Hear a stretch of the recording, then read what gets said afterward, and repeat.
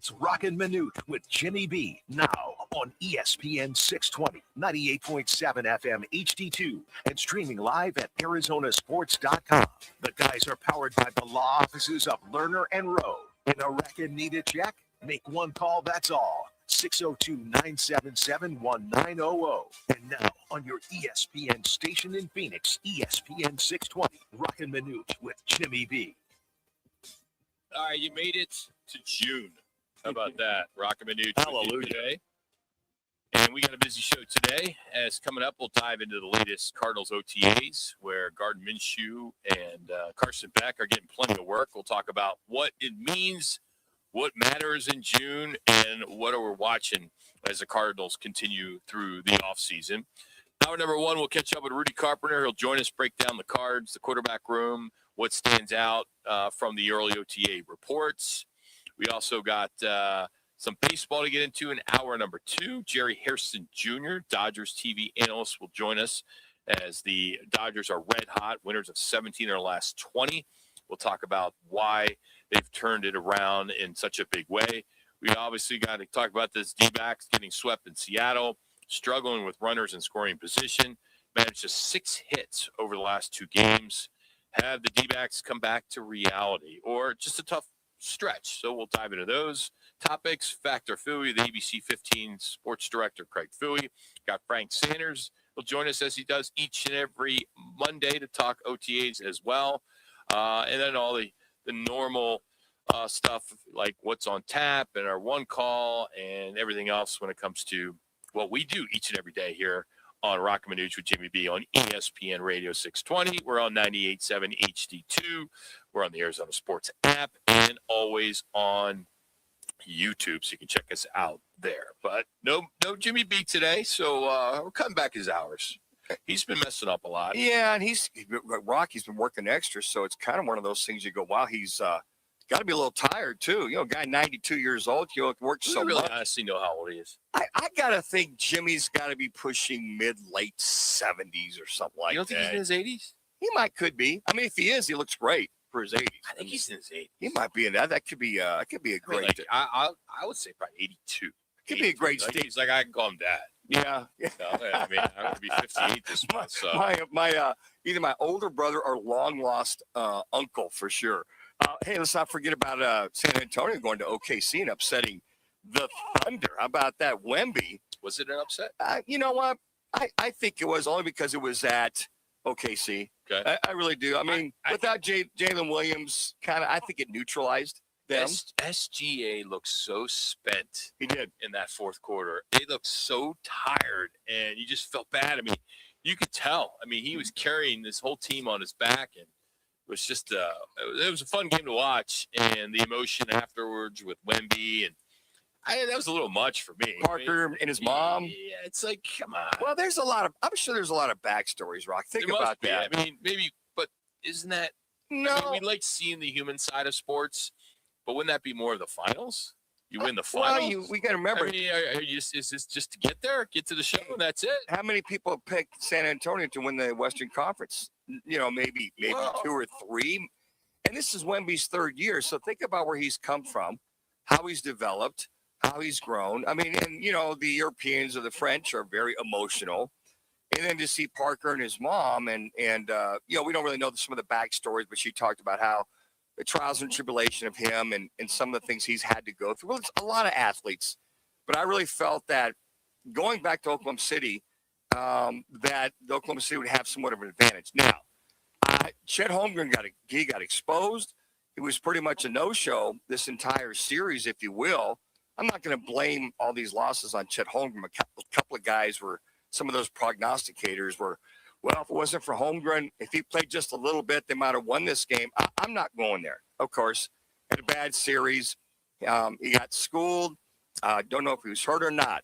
But on top of that, I just think that you watch this defense of San Antonio rear its ugly head. I believe it was game 4 when they tied it up at 2 games apiece.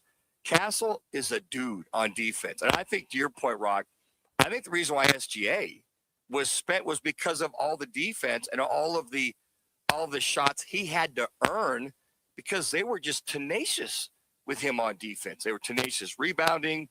Cornette might have had the block of the year on Hardenstein there with about 3 minutes to go. And I kind of thought of that with LeBron when he was with the Cleveland Cavaliers. And you saw that drive by Iguodala, and he blocks that. They come down, score a 3, and they win that world title against the Golden State Warriors. But I just think he looked spent because he was really having to work. And without Jalen Williams in there, really, he had to just kind of carry the load for two of their scoring guards. Big news, not good for Cardinal fans, as the Rams just did a blockbuster trade, as Myles Garrett from the Cleveland Browns is heading to the Rams. They agree to a deal, and that is the first of many, as they are open for business right at 1 o'clock, 4 o'clock Eastern was the time, where it's June 1st, and we'll start hearing about A.J. Brown if he's going to New England, and we'll start getting the domino effects. So right now I'm seeing 27 first-round pick, a 28 second-round pick, a 29 third-round pick, all going to Cleveland. So this is a pretty good deal for both. Myles Garrett wanted out of Cleveland, and arguably one of the better players in all of the sport. But the Rams get a guy, going that hits it where they could use him on defense. Sure, is all-pro in his first contract too, Rock. So they have to pay him until next year. Yeah. And now the Brownies have got 11 picks in 2027, mostly third, fourth, fifth rounders. As you mentioned, you got the first round pick next year, but they've got a lot of picks, a lot of things to work with. You know what? To your point, the Rams always are looking. They're all in, as they typically are every year, to get Myles Garrett there. And if this is Matthew Stafford's last hurrah for him, get some defensive help. You look at Jared Verse, an outstanding young man, going into his fourth year. Next year, he'll be into the rookie contract. So it works out, I think, monetary-wise for both teams. Also, Odell Beckham is heading back to the Giants, New York Giants. So familiar there, as it's where his career started. And this one kind of came out of left field. No surprise, but Russell Wilson has accepted an offer to work for CBS Sports. So we'll start seeing him on Sundays. So I think Russell Wilson take a little bit of a career pause, possibly. Yeah, it's interesting you said that he hasn't retired yet. Nope, just taking a little pause. He's taking Matt Ryan's spot since Matt Ryan has moved on to be the president of the Atlanta Falcons. Yep. So maybe it might be one of those things that he is, he'll be there doing his thing. If somebody goes down, or a couple, 2 or 3 guys go down, and they need a guy to come be a backup, then so be it. He had the opportunity, folks, to go be the backup for Geno Smith with the Jets. So if they didn't offer him the money he wanted, so maybe CBS offered him more money. He's probably like, hey, guys, I haven't closed the door. Hey, CBS, just heads up. If somebody goes down and I get the call, depending who it is, I might go. So they might have somebody kind of in that backup role if he does leave the network, if he does leave the set there. So since his debut in 2012, Wilson has thrown the third most touchdown passes in the NFL during that span. Aaron Rodgers is first at 395, followed by Matthew Stafford, 363. It's Russell Wilson, 353, and then Tom Brady, of course, who's retired at 349. And he's looked somewhat spent the last couple of years as far as quarterbacking. Well, it's the uniform he's been wearing. Well, with Pittsburgh, he did. Just look at the teams. I mean, he just does not look good in a New York Giants uniform. Well, it doesn't fit him. Think about his career: Seattle, Denver, or Jets. I mean, both of Pittsburgh, Jets. What Broncos? Broncos. Hey, let's ride. Remember that thing that let's ride. Hey, Bronco fans, let's ride. They always seem to have some kind of a catchphrase for everybody, but I still think he could come in and be a solid backup and a spot starter if he had it to. I mean, he's still got some skills. He just can't move quite as much as he used to when he was first starting off. Third rounder. And starting for Seattle that opening day. One thing, though, I want to go back to the Myles Garrett to the Rams. The Rams are doing Rams things again. They just – but you can question, okay, maybe they mortgaged tomorrow for a 30-year-old pass rusher who had, 25 sacks or something last year. A ton. But they always make moves. Sure do. And they're always in the playoffs. And we're talking about them, preseason favorites to win the division. I just wish the Cardinals would take a page out of the Rams' book. Oh, man. That's just one. That's the first thing I thought of this morning when I saw this is like, they're always looking to win it all. And think about that. NFC, they're all in. They're all in tomorrow. They're about winning, whether it's Matthew Stafford's last couple of years or not. They're less they made that trade for Matthew Stafford. Exactly. I mean, and that was in the summertime after, I guess, Stafford and Sean McVay talked down in Cabo San Lucas, and they made that thing happen. But I thought the same thing, Rock. I really felt this Rams organization, Les Snead and this organization are dialed in. The only reason why you show up is to win it all. Last time I checked, showing up at a camp or mini camp or training camp, we're here to build a team to win it all. Now, they got a favorable structured contract in reference to Myles Garrett. That'll help them as well, too. So I really believe that, hey, you give away a first rounder, a second rounder, a third. They're looking to do it right now because next year they can make some moves to get some of those picks if they have to. Well, I think they look at these draft picks and it's like fake money to them. Their philosophy is, and they did it with Stafford, they did it with Von Miller, they did it with Jalen Ramsey. They're all in. Sure. It's like, they see a window and they basically throw a chair through it. They do. Whereas, the Cardinals sit there and they quietly are always rebuilding, and they don't rebuild. They never rebuild. I mean, they go get the stars they want and they worry about the bill later. It's just, it's mind-boggling. Gets it. And you got a great owner. If you're going to keep up with the Joneses in the NFC West, you got to be creative and go get those kind of players. And the other thing that happened, I think that really helped this move is Matthew Stafford signed that new extension. So basically he restructured.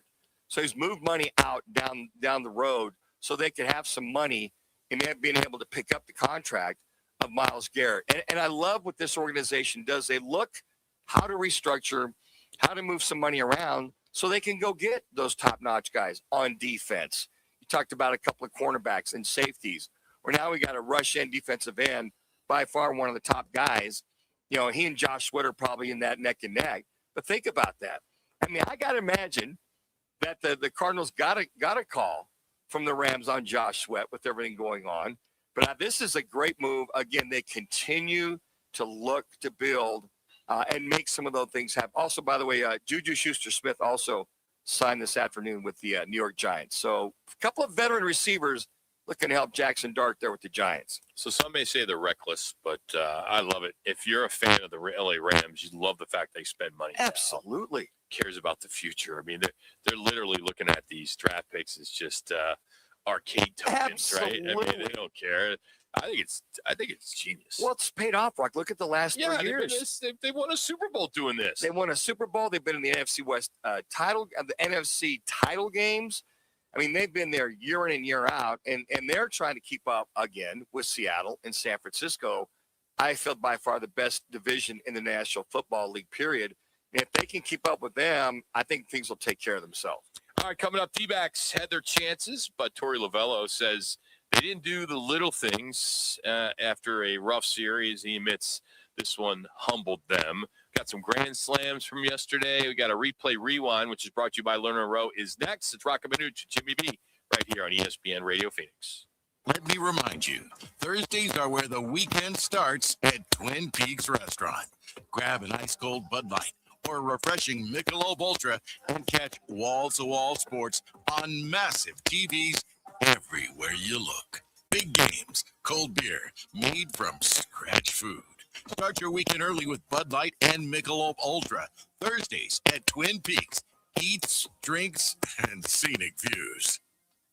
You push hard. You train hard. Shouldn't your soda work just as hard? Meet Who Knew, the superfood nutrition soda packed with whole vitamins, electrolytes, and antioxidants. Only 5 grams of natural sugar. Over 2,000 5-star reviews. Voted the #1 soda for athletes. Whole food nutrition. Great taste. That's Who Knew. Go to HUNUsoda.com and use code ESPN for 10% off your first order. Who Knew Soda. Soda that's actually good for you. HUNUsoda.com. Code ESPN. Arizona's headquarters for Toyotas is Wright Toyota. I rock for my friends at Wright Toyota in Scottsdale.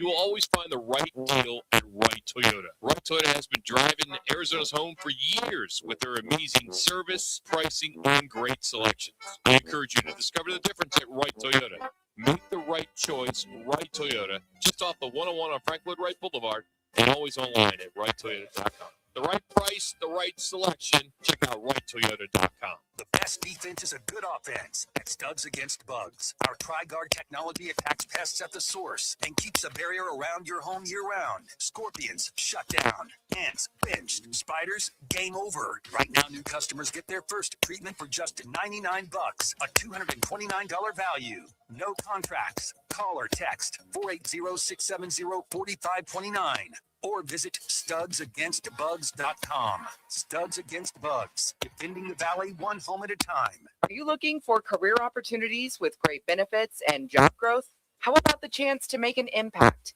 What we do here at the City of Phoenix matters. 14,000 employees and counting, all dedicated to making a difference in the communities where they live, work, and play. So come join us. Help us do work that makes Phoenix work. You can see all open positions and apply at phoenix.gov/jobs. This message is sponsored by the City of Phoenix.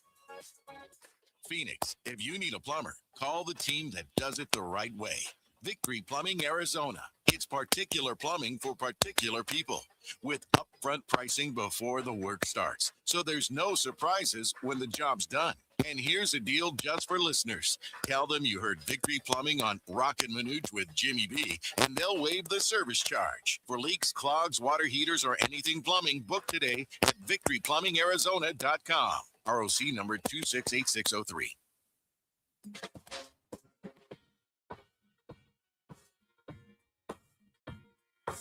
Now, it's time for our replay rewind. The top sounds of the night and whatever Rock decides to add. Let's get to it in Replay Rewind with Roc and Manuch with Jimmy B on ESPN 620 and on FM at 98.7 HD-2.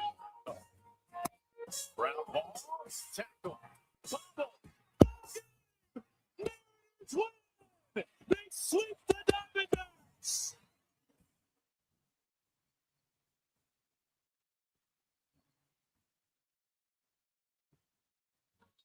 Not the best way we were going to start a Monday on our replay rewind, but that's how it all went down in the 10th inning as the D-backs fell to the Seattle Mariners yesterday 3-2.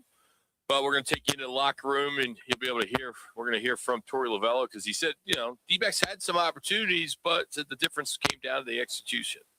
We did a lot right throughout the course of this game today to put ourselves in a situation to score runs. We just couldn't cash in with a big hit. That's been the theme for a couple of the games here in Seattle. It's a game of inches. As we talk about, we got to win inches around here, and we didn't get it done. Yeah, specifically, you look at the extra inning games, 5 for 17 runners in scoring position on Friday, and then 0 for 8 yesterday in another extra innings. I mean, you look at that, Rock, 5 for 25 in 2 games. I mean, I know you got a solid pitching staff, but they just could not capitalize whatsoever. And when you have runners in scoring position, especially in extra innings, you've got to move runners over and you've got to take advantage of it. But 5 for 25 in both of the extra inning games with runners in scoring position. And he also, after yesterday's game, he didn't sugarcoat the weekend. This game is humbling. We came in here, we were playing very good baseball. I thought we did a lot right, but there were some very critical moments today in the other 2 games that we lost that we just didn't execute at the high level that we've gotten used to. So that's the difference in wins and losses. We lost 2 games in a walk-off fashion. It's heartbreaking. It's brutal, but these guys will rebound. I think also that's the result of better pitching than what you faced 13 games prior to that. You're thinking about you go 11. You win 11 out of 13 games. You look at the staffs of San Francisco and Colorado versus the staffs of the Seattle Mariners team, and you think that's kind of that differential, if you will, with a lot of those teams. And to see 2 starters in yesterday's game, one go 5 innings, and the next go 5 innings. Rock, I've never seen that where 2 starters have pitched in the same game, both 5 innings. The second 5 went longer, obviously because of extra innings. But that was very unusual to see. All right, we love grand slams in Major League Baseball, and we're just going to play 2 back-to-back. Max, can we do that? Yeah, because this is great. Who doesn't like some Grammys? So we'll play these 2 from yesterday, and then we'll discuss them. And he hits one for the end of the deep right field. Back goes Ruiz. Here the wall. It's his third career grand slam. The Mets' first grand slam of the year. 10-1 New York.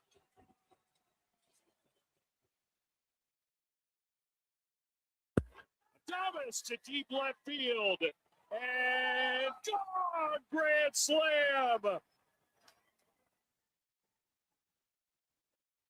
That's how you make them pay for an intentional walk to load them up in front of you. 11-3 Giants. So Willie Adames and Juan Soto with the big blows for some grannies on a Sunday afternoon baseball. All right, move our attention to the Spurs, and they're, of course, they are heading to the NBA Finals with their win over OKC. And this is a little bit of a longer one, but this talks about the Spurs heading back and, of course, what San Antonio did and how they survived it and punched their ticket on the road. Ahead to Vassell, who goes in for the dunk. The San Antonio Spurs did it. There will be a new champion in the NBA. A new era has dawned. It's Wemby's West. The Spurs are going to the NBA Finals. Look at the emotion from Wemby. Unbelievable. This is what you want to see. A young team growing up on the biggest stage. Look how his teammates.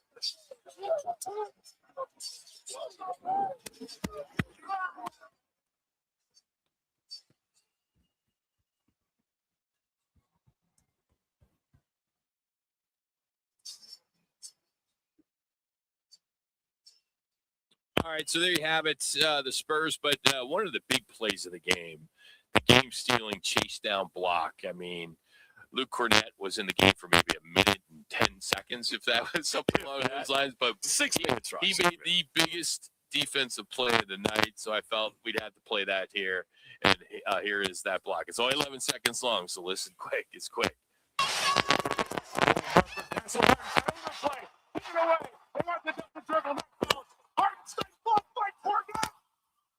Cornett goes up and stops it.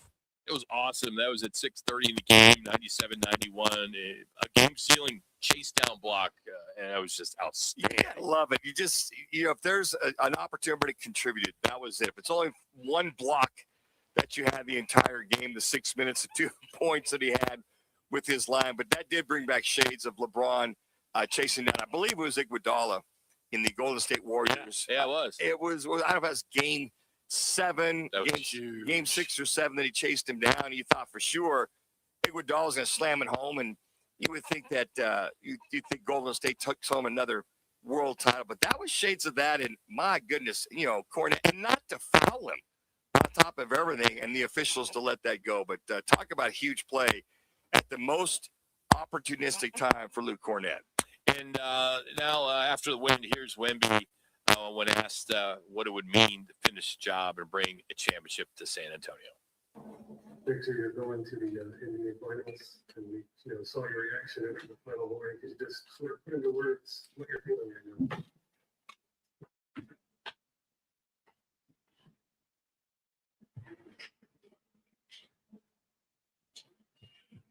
Winning the Larry O'Brien, it's a childhood dream.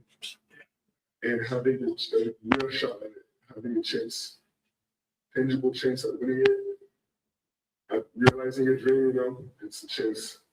It's a lifetime chance, it's, you never know what's going to happen again. But it's, the day we win it, speaking for myself, it's going to be an amazing deal. Like, realization of a dream, it's hard to put into words. It's almost like the meaning of my life.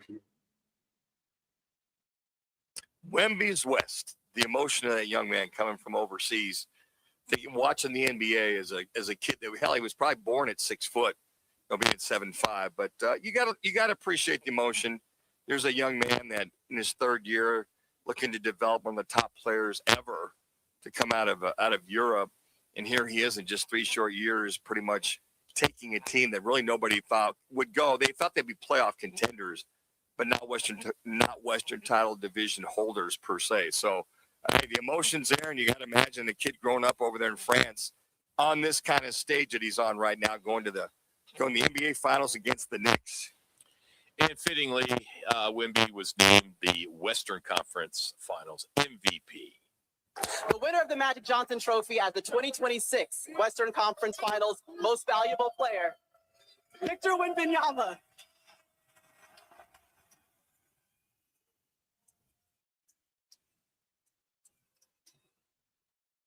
Congratulations, Wemby, that's yours.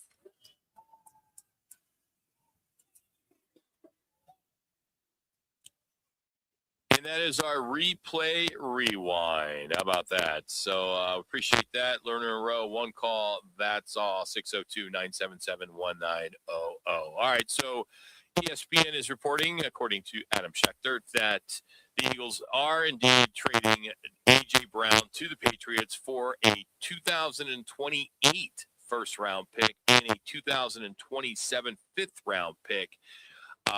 The deal, of course, has been speculated for quite some time, and Brown will reunite with Mike Vrabel, and hopefully for Patriot fans, you guys will see what a jerk A.J. Brown is as an Eagles fan, and I am glad. Don't let the door hit him in the ass, and just get out of Philly. And I know he's going to burn us when he plays us if it's on the schedule. Could you imagine if you meet in the Super Bowl? I'm sorry. I mean, as a fan of the Eagles, I mean, I couldn't stand the guy. I mean, I respect how good he was, but in that playoff game and just the end of the year, he just didn't show up to play. Yeah, it's unfortunate that you didn't know when he was going to rear his ugly head. Unfortunate. Versus the Super Bowl year you guys won, he shined. But yeah, I think this is a great move for you Philly fans because of what you just said, Rock. You just never know when the high maintenance is going to kick in. And hey, good luck with New England. They need him. Diggs is gone. A.J. Brown coming in there. So if Mike Vrabel can keep him under wraps, then so be it. Max, you doing the updates today? Yes. All right. That's good stuff. Yeah, but I think you look at A.J. Brown, and it wasn't just one incident, though. It's ongoing. He's frustrated. He's not getting the ball. The friction with Jalen Hurts, the public, the fans, his so-called self-help book, that he's on the sidelines, and, just come on. And then his desire to leave, wanting to get traded. So the money made sense. They saved a bunch of money by getting rid of him. Get a first-round pick that's down the road. 2 years. You'll take it. But, I think Philly will be okay. But it does help. It does help New England. I would hope that Mike Vrabel and his general manager had a good heart-to-heart with Brown's representatives and say, hey, look, we've seen all. We need him to come in and just play. Ignore them. And we don't need any more distractions. They are. And don't you know, New England is one of those teams that really doesn't have distractions. That's part of their mantra. That's part of the way they've been ever since they're under Bill Belichick and now under Vrabel.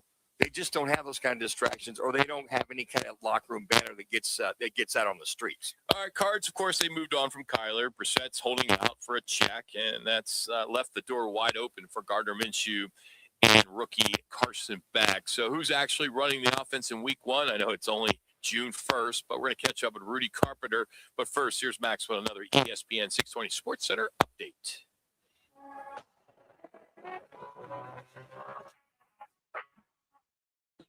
It's now time for your Roc and Manuch with Jimmy B's ESPN 620 Sports Center update. I'm Max Brown. The D-backs wrapped up their weekend series in Seattle yesterday, falling 3-2 to the Mariners in 10 innings at T-Mobile Park.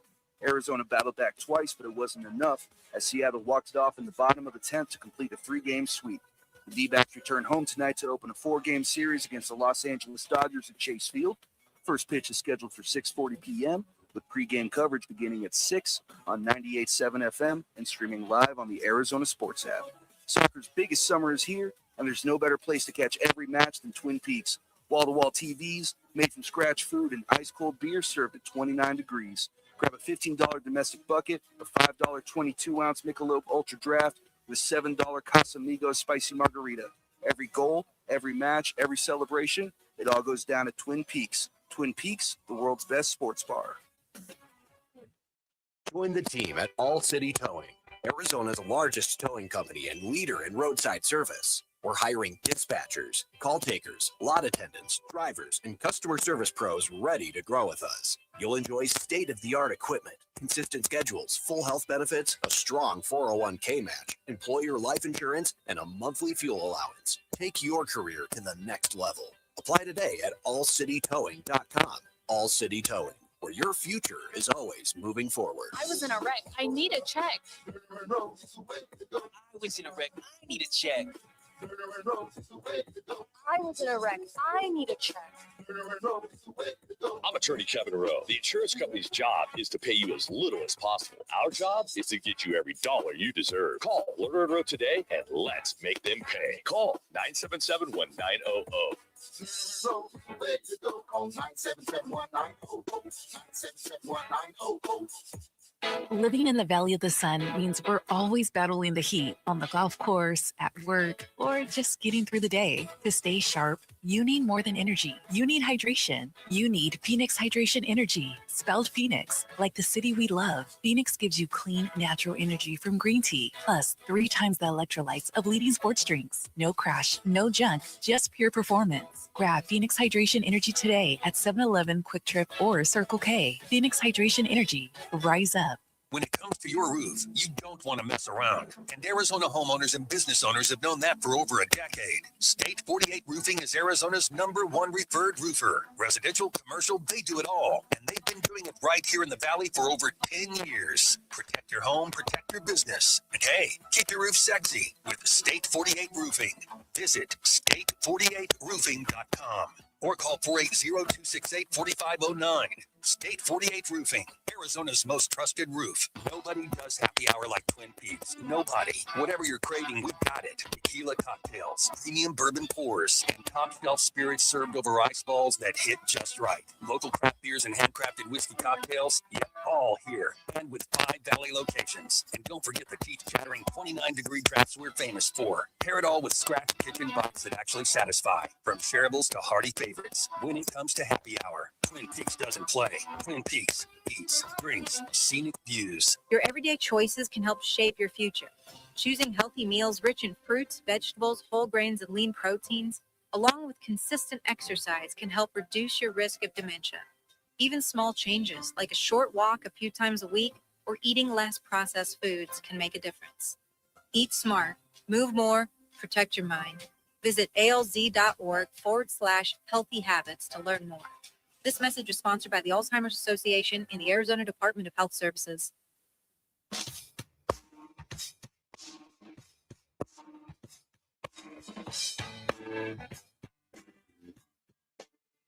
Here to talk football is former Sun Devil and NFL quarterback Rudy Carpenter, who went 3-0 against that team in Tucson. Deep ball again by Rudy Carpenter. He reads it in zone coverage, gets behind the safety. Rudy Carpenter now on Roc and Manuch with Jimmy B on ESPN 620. All right, we know Jacoby Brissett was named the QB1, but he's holding out for the voluntary OTAs. He wants a new deal. So Gardner Minshew, Carson Beck are getting all the reps. And join us now. Talk about the Cardinals quarterback room. His former quarterback, Rudy Carpenter, joins us now on the right side of the guest side. Rudy, a good Monday to you. It's June 1st. How about that? Already, June 1st. That means football is 100 days away. 100 days away. You ready for some football? Yeah. Of course. All right. So let me ask you, from the quarterback chair, how much can you actually learn about a guy in May? Helmets and shorts, no contact. What are you really watching for in OTAs? Yeah, I mean, I personally think there's a lot that you can learn about a guy in May. I mean, the truth of the matter is for all of the players that are on the team, I mean, it's full go football. I mean, it's full go football, just not in pads. You're in helmets.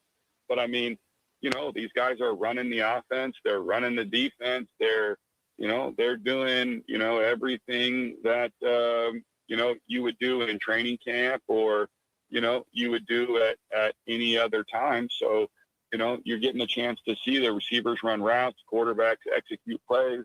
You're getting to see everything. So I think, to me, you have a really, really, really, really good opportunity right now with a guy like Gardner Minshew and a guy like Carson Beck, where you can literally see them calling football plays, executing football plays, making decisions, throwing with timing, throwing with accuracy, understanding the blitzes, understanding the pass protection. So to me, you're going to get a really, really good look at what these guys understand when it comes to the offense. And with a guy like Carson Beck, this is his first time.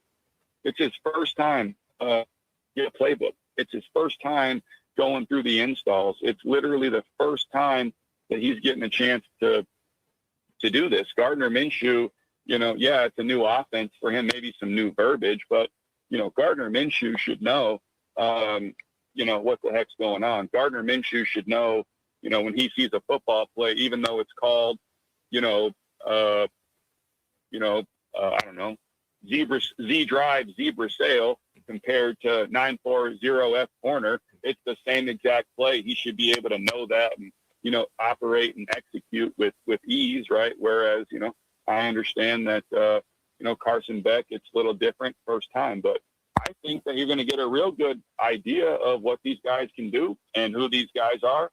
And me personally, I will not be surprised one bit if Carson Beck ends up being the starting quarterback for this football team, if Jacoby Brissett and the Cardinals don't get it figured out.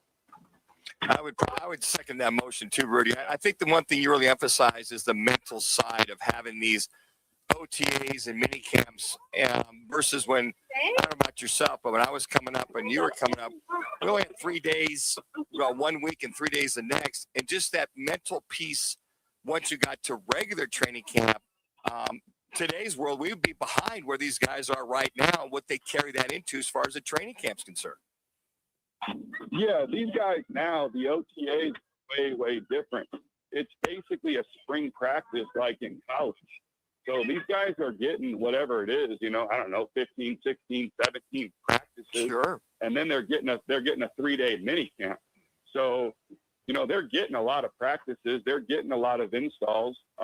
They're going through the entire, install, the entire offense, So to me, you're going to have a really, really, really, really good idea of what Gardner Minshew and Carson Beck are going to be able to do.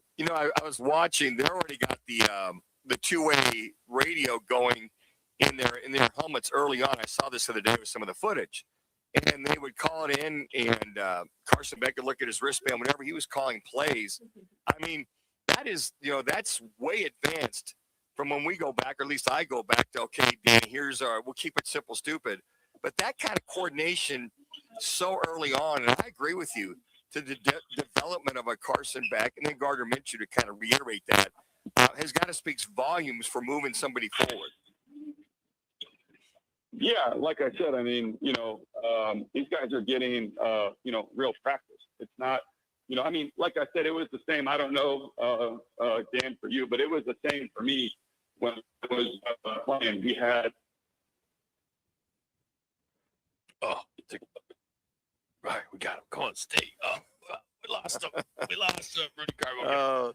We had him there, but he was making a good point. But Rudy, you still there, bud? I know we just dropped you. If you're still there, no. Yeah, I'm still there. You are. Okay, sorry, we just lost you for a minute there. Go ahead. You were mentioning that Manuch had made it the same way. What I was saying is when I was playing, we pretty much had practice, half of the month of May and pretty much the entire month of June. I mean, we had real life practice. I think we had practice 3 days a week, 4 days a week. We had Fridays off, and I think we did that for 4 weeks or 5 weeks, whatever it was. And then, right before 4th of July, we got off before training camp. We had a 3-day veteran mini camp. And that was another, basically 3 days of practice. So I want to say we had at least, somewhere between 15 and 20 practices. And these practices were no different than what we would do during the season. So, like I said, they're going to get a really, really, really good look at Carson Beck. They're going to really be able to see what he can and can't do. And I would imagine, based on the amount of money that Gardner Minshew is making, I mean, he's going to make the football team. Carson Beck is going to make the football team, right?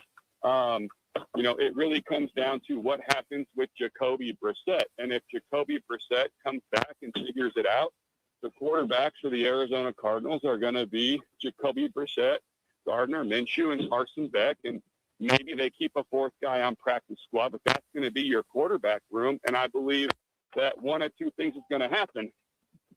You're going to have Jacoby Brissett's going to be your quarterback. And if he's not your quarterback, then I think that you're going to have Carson Beck be your quarterback. I don't think it makes sense in this situation to ever have Gardner Minshew as your starter. You either start Jacoby Brissett to try to win some games and make the playoffs, and if you don't do that, you put Carson Beck in there to see what you have, because if you do find a pot of gold with Carson Beck, there's no better time to build your team than when you have, number one, a rookie quarterback who's a third-round pick who's making minimal dollars for at least the next 4 years. There's no better time to build your roster than that. So they're going to have to find out what they have in Carson Beck to see if he's a franchise guy. And if he's not, then they're going to have to be in the mix next year for a high pick. Rudy, any concern? I mean, Jacoby, Brissett, you got a whole new system here. I mean, what is his agent? You're in that industry. I mean, what is the agent telling the player? I mean, I think it's pretty simple, right? You got Jacoby that's been in the NFL for a long time. He's never really signed a big deal. He's never really been the quote-unquote franchise guy. Okay? And right now he's in the last year of his deal. And so in his viewpoint, he has some leverage. He played well last year.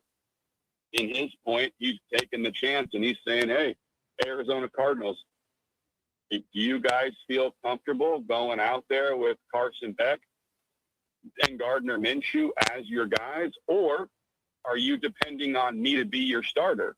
I think Jacoby Brissett feels like he played well enough last year to be their starter. And I think he feels like if I'm going to be your starter and I don't have any competition and I'm going into the season as the starter, I want to be paid, somewhat starter money. I don't want to be paid backup money. Franchise guys are getting $50 million a year or north of $50 million a year. Backups are getting $5 to $7 million a year. That's a lot of money. And so for him, I think he feels like I'm not a backup in the $5 to $7 million range.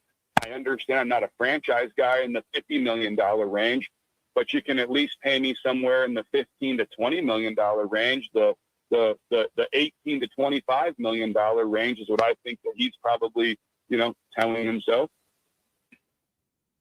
Rudy, appreciate you, man. As always, man, thanks for some time today. Have yourself a good week. All right, guys, take care. That's Rudy Carpenter joining us for a few minutes here on Roc and Manuch with Jimmy B, as he does each and every Monday.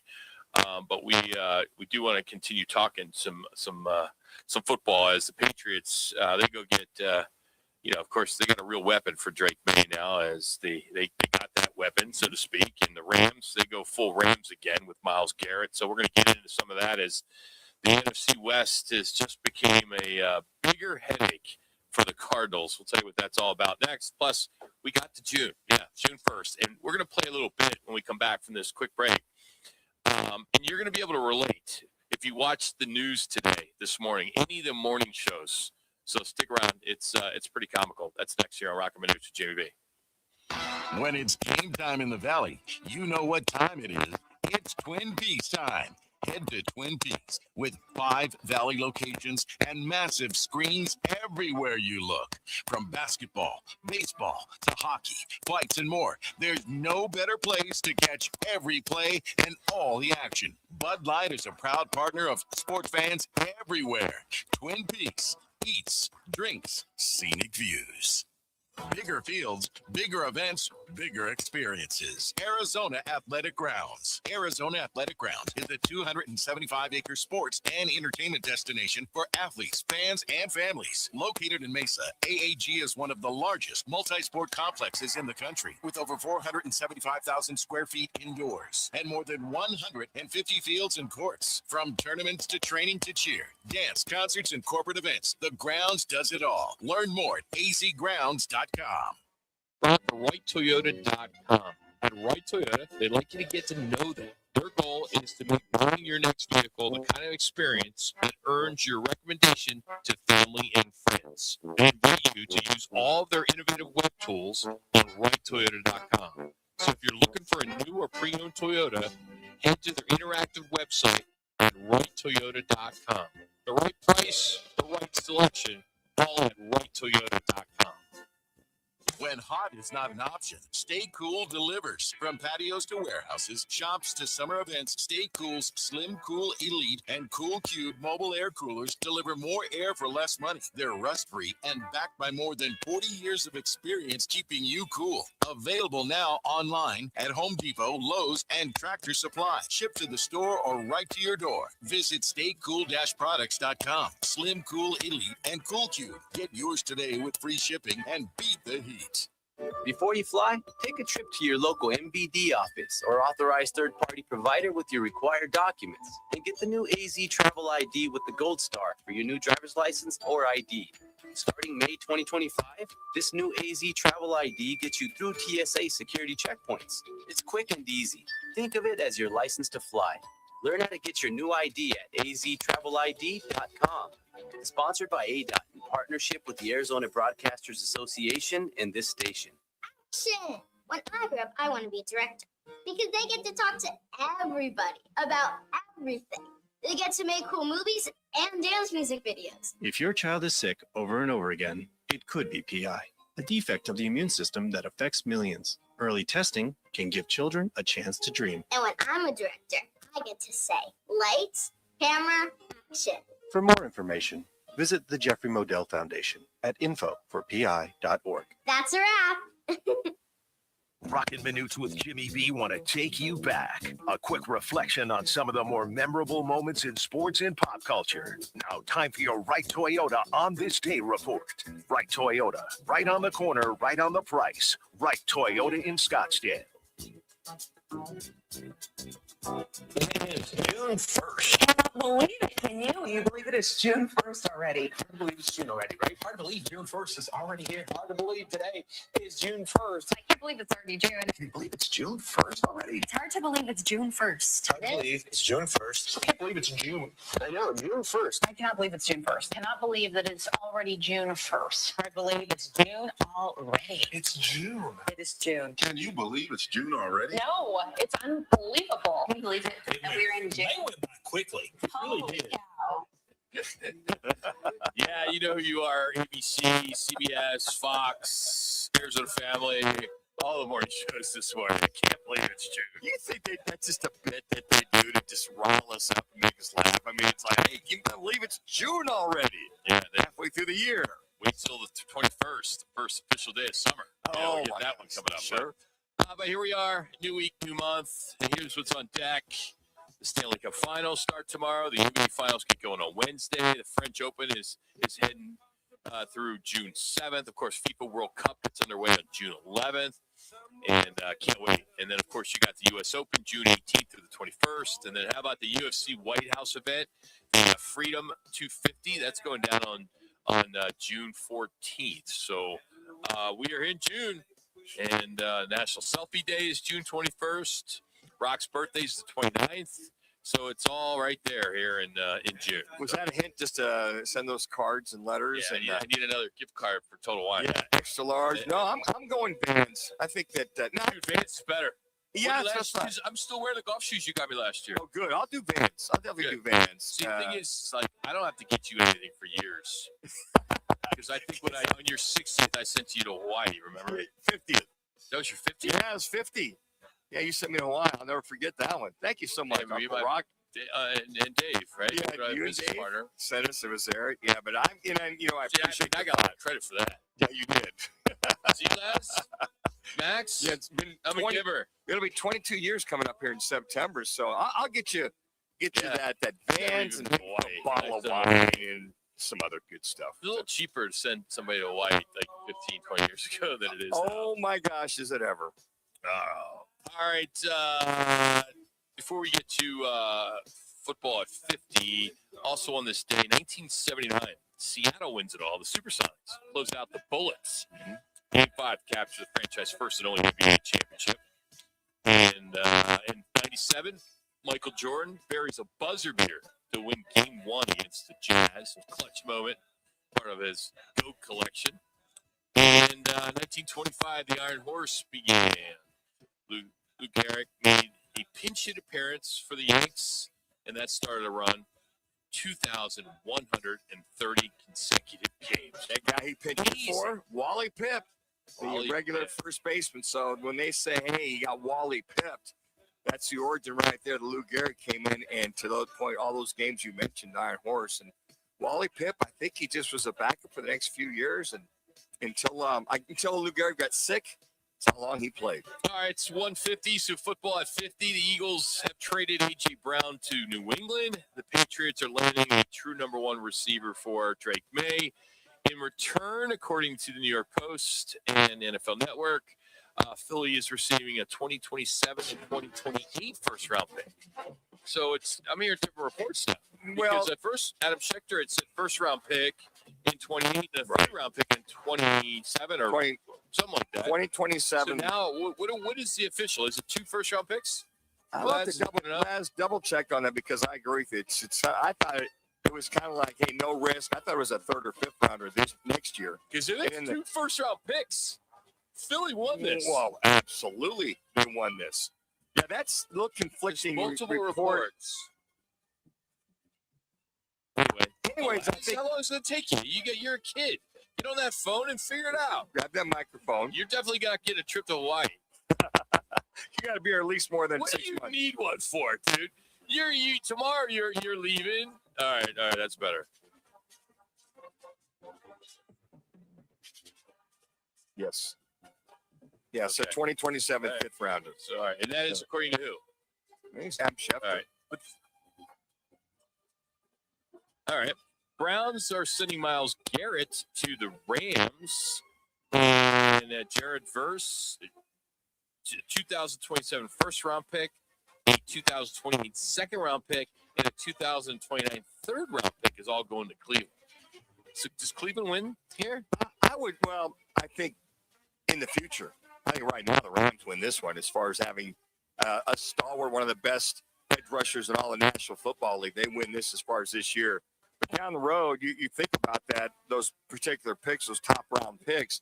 This Cleveland Browns team has got 11 picks in just 2027 alone. So, as we always talk about, the crapshoots are the draft picks.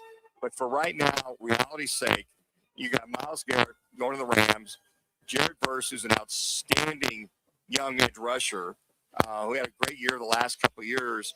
The key here is I still think the Rams win because you look at some of the situations they're going to have, that they've got a guy that's a veteran, a guy knows how to get it done, and a guy that's also a great leader in that locker room. And for the Brownies, hey, you build your future around this edge rusher under his rookie contract. You don't have to worry about the big money until after next year into his 5th year.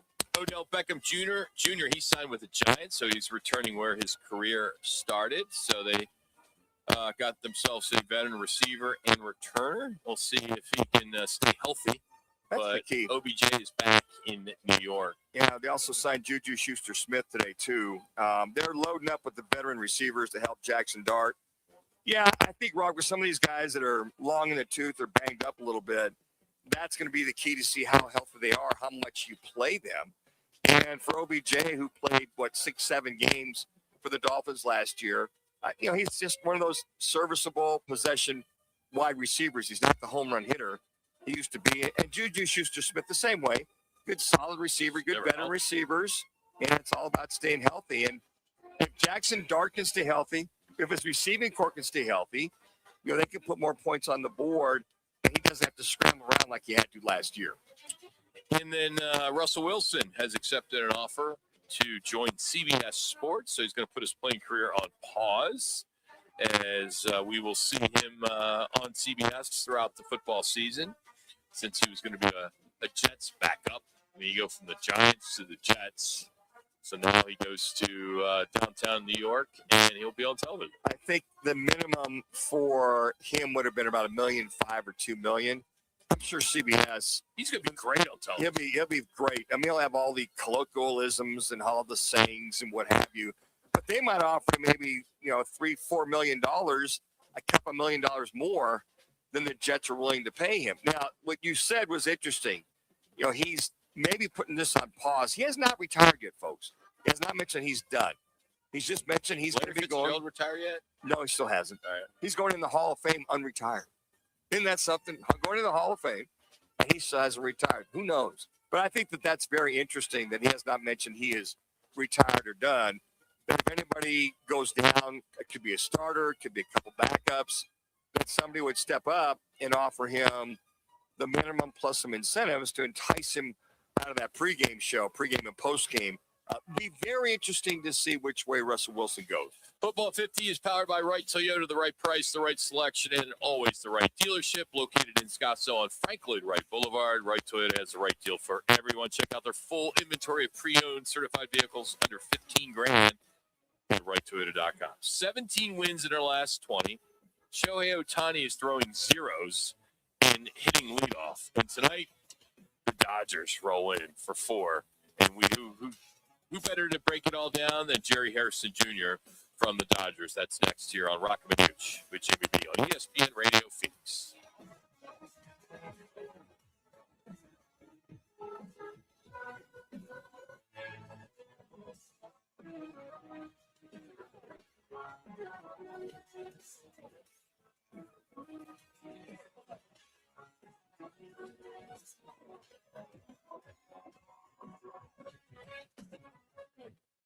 For over 35 years, Presidential Pools and Spas has been perfecting the art of building custom pools. With more than 100 years of combined experience, their team has transformed over 35,000 Arizona backyards into breathtaking escapes. And the best part, they handle everything: permits, design, construction, so you don't have to. This isn't just about putting in a pool, it's about creating the place where family, friends, and memories come together. Make your backyard the destination with Presidential Pools and Spas, Arizona's #1 pool builder. Man, I love this place. I've been surfing here since I was a kid. Now, seeing my grandson out on the water, it means everything to me. Watching him and taking in the blue waves, the sea breeze, the blurry horizon. If you have geographic atrophy, or GA, subtle changes in vision could mean it's progressing toward irreversible vision loss. Izervay is proven to slow GA progression and could help preserve your vision for longer, so you may keep seeing the world around you.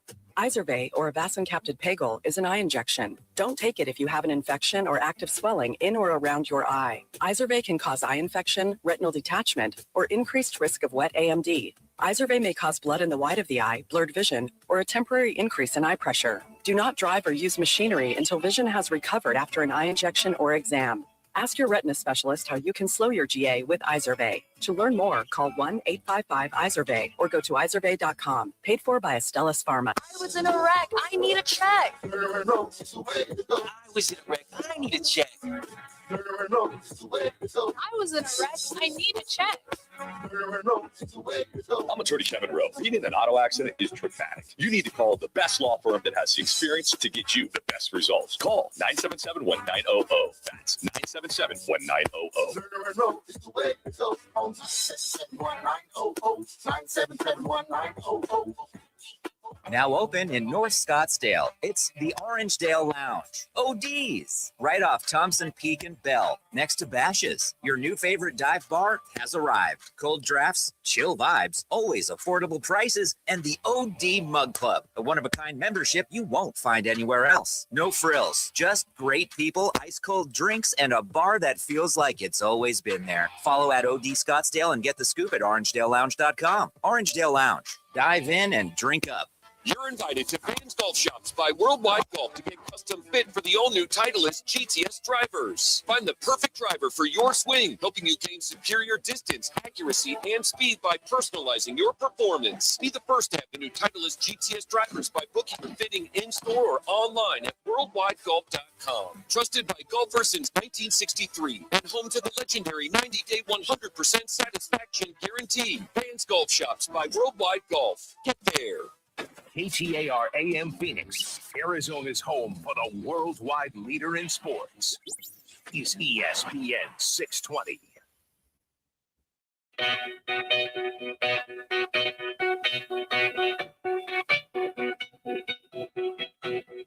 Now back to Roc and Manuch with Jimmy B. Now on ESPN 620.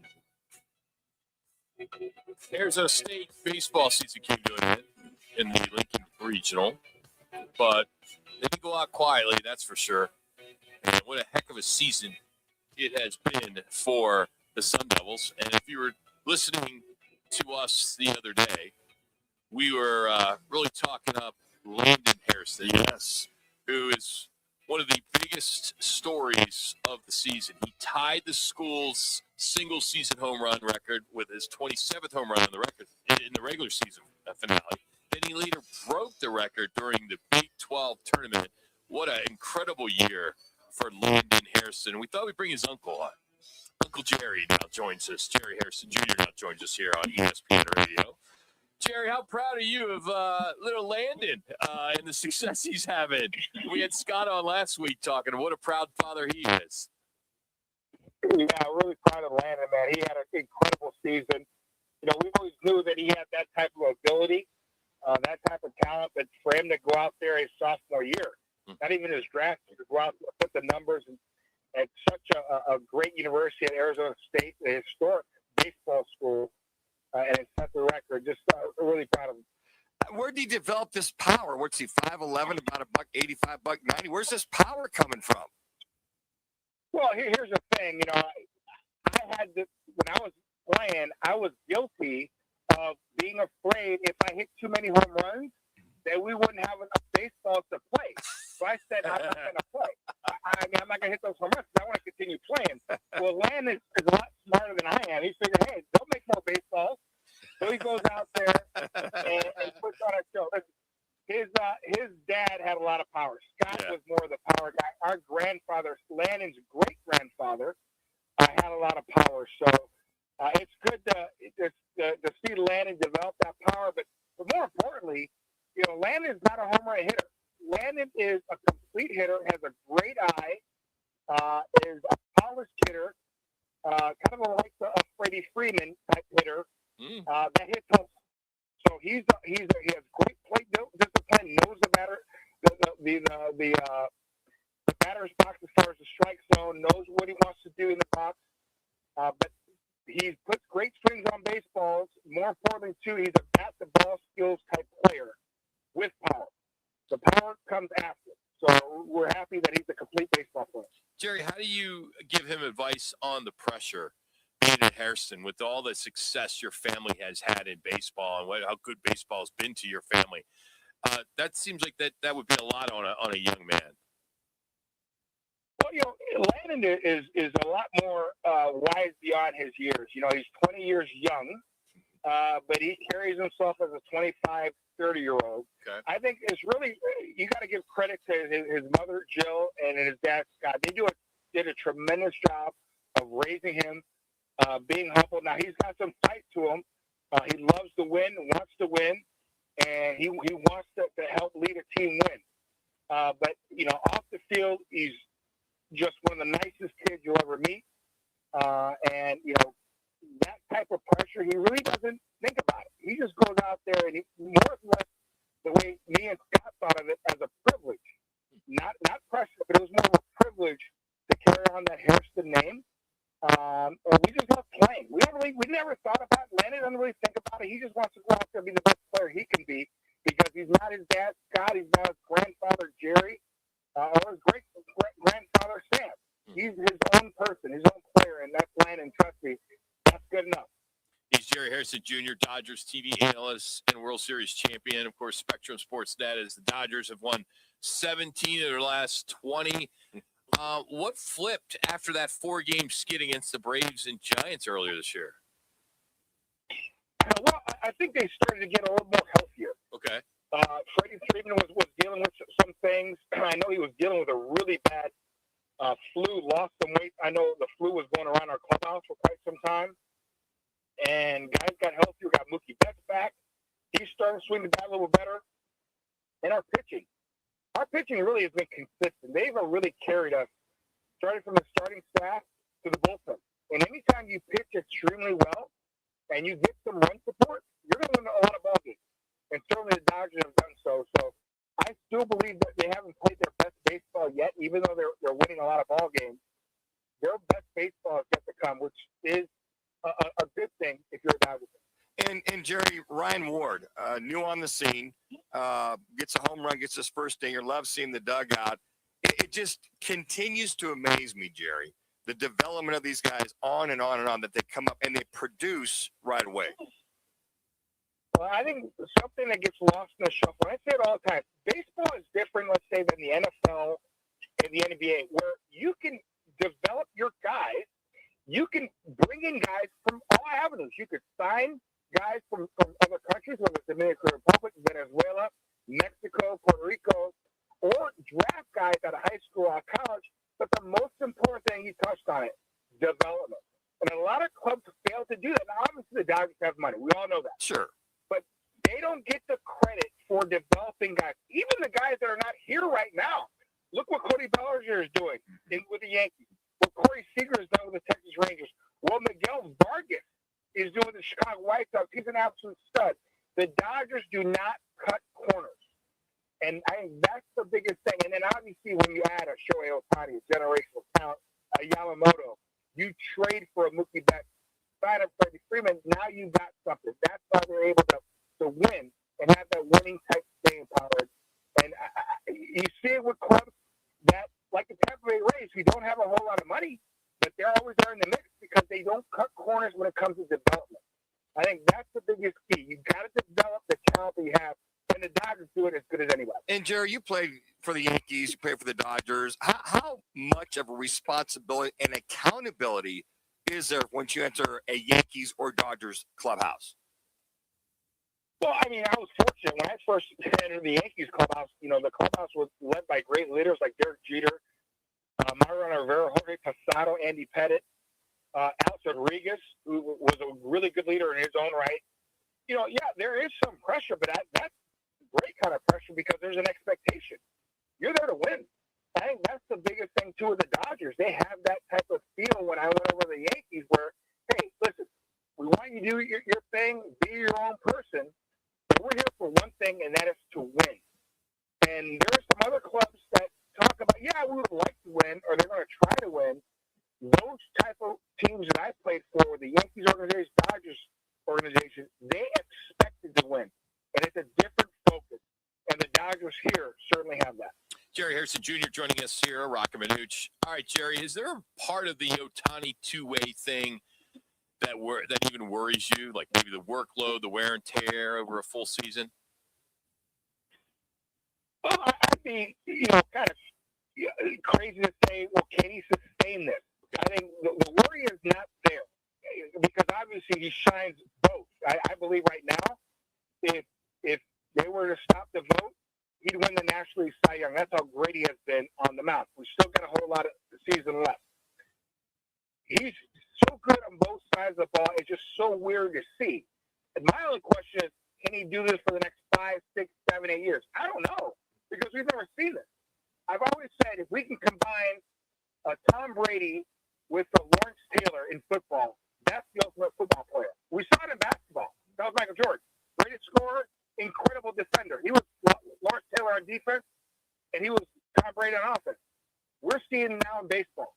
Shohei Ohtani is the pitcher, Shohei Ohtani on offense. And it's cool to see. The only thing is, can he sustain this for years? I think it's going to be cool to watch, man. This guy works harder than anybody I've ever seen. Maybe Yamamoto is right there with him. But talk about the dedication to his craft, plural. guys. And it's definitely special. You know, Jerry, I mentioned this last week. I said we're going through something we may never, ever see. And those are fortunate years ago to see Babe Ruth pitch and hit. This is a whole nother level of that, I feel. And when you watch him, it's like hitting is one thing, pitching's another thing. How he can separate the two in one game, for me, watching him as a former athlete is amazing. You know what's amazing, too, is anytime you challenge him, these guys watch our pregame show, the postgame show, and a lot of people we were kind of talking about Shohei, should he not hit while he's pitching? He struggled a couple starts, couldn't get a hit. So what does he do the next two starts? He leads off the top of the first, and then his next start at home, the bottom of the first, with a home run. Just to get that out of the way. Yep. Just to prove. And I see him the next night. I called my shot because I saw the look in your eye. And I know you were kind of that Michael Jordan kind of annoyed. I'm going to show you type. And that's just great, man. You know, that's so cool. When you have special athletes like that, when you tell them they can't do something like a Ken Griffey Jr., Derek Jeter, Michael Jordan, Kobe Bryant, that's just so cool to see them respond immediately. You know, Jared, it's interesting watching your shows and watching these guys watch him take batting practice. And they say all they can tell people is that it's just different. And they really can't describe it. What is just different watching him take BP versus the Mark McGuire's or Sammy Sosa's or Barry Bonds? I will say this. So there's like 4 or 5 guys in my life that the ball sounds, like depth when it comes off the bat. Okay? The first one I ever saw was Bo Jackson as a kid. I'm like, what is that? Bo Jackson would put on an absolute show. I mean, I'm telling you, ask any player in the 80s and 90s what the sound was like when Bo Jackson hit the ball during batting practice. It was just violent. The next guy I'm going to say Mark McGuire playing against Big Mac, incredible. Then I'm going to go with Barry Bonds. Mm-hmm. And I'm going to throw in another guy. Now, I was in the same group with him in BP, but he did a lot of work. In the games was violent. Now, he was violent during BP. Ken Griffey Jr. had a different sound as well during the game. I was on base for a couple of them in Cincinnati. I mean, violent. And then Giancarlo Stanton, Aaron Judge, and then Shohei Ohtani. Those are the guys that it sounds different. Now, in my mind, me in my dreams, but I'm being real. No. But those are the guys, it is violent when it comes off the bat. It's so cool. You know what's also cool, Jerry, is we're starting to see his personality. I mean, you get to see him every night, but for just the fans, you get to see him, and his English is getting better, and you know, it just seems like I think a lot of people want to know more about number 17, right? I mean, I think it's pretty cool that we're getting to see him more. Yeah, I mean, it's amazing. We all know what happened a couple years back. He was kind of hampered by that person. Okay, I'm not going to go into detail. You guys already know where I'm going with it. Yeah. He would put him in a cage and say, hey, you can't disrespect U.S. If you disrespect, doing this, now you're going to be disrespecting, people in Japan. Now that he's out of the way, he could be himself. Sure. And I said, it's amazing how fun he is, how much of a great teammate he is, how he cares so much about winning. I mean, people say, hey, I want to win. Yeah, everybody wants to win. This guy said, hey, whatever it takes. I'll just earn money. I just want to have the best food possible. Go out and let's go win and have a good time. He reminds me a lot of Ken Griffey Jr. I was with Junior a lot in Cincinnati. I couldn't believe how much fun he had every single day. And I remember telling Scott Hatteberg, man, dude, is he Junior ever in a bad mood? He's always happy. And Scott Hatteberg said, if you had his swing, would you ever be mad? I'm like, great. Same thing with Shohei. Hey, before I let you go, just real quick, the Mariners yesterday, they threw Miller for 5 innings and Castillo for 5. I thought that was interesting. I mean, now you have openers, and then your starter comes in. They both, 3 hits against the Diamondback. Will that become a thing, or is that just something that they're working on to try to satisfy both those starters? I think sometimes you try to satisfy the starters. I will say this. The Rays did something similar a few years back with that quote-unquote opener. Yes. We have done it in the past when we call it piggybacking. Okay. To make sure they get their innings in. We were forced to do it, though, a couple years ago to piggyback. But that's not ideal. the ideal situation is make sure you have 5 or 6 starters, you put them on their day, and you run with that and have a healthy bullpen. But sometimes teams with injuries, you're forced to do that. Either have an opener for an inning or two, or you can piggyback guys. And guys, teams, all they want to do is win. Whatever gives them the best chance to win, they're going to do that. Jerry, awesome.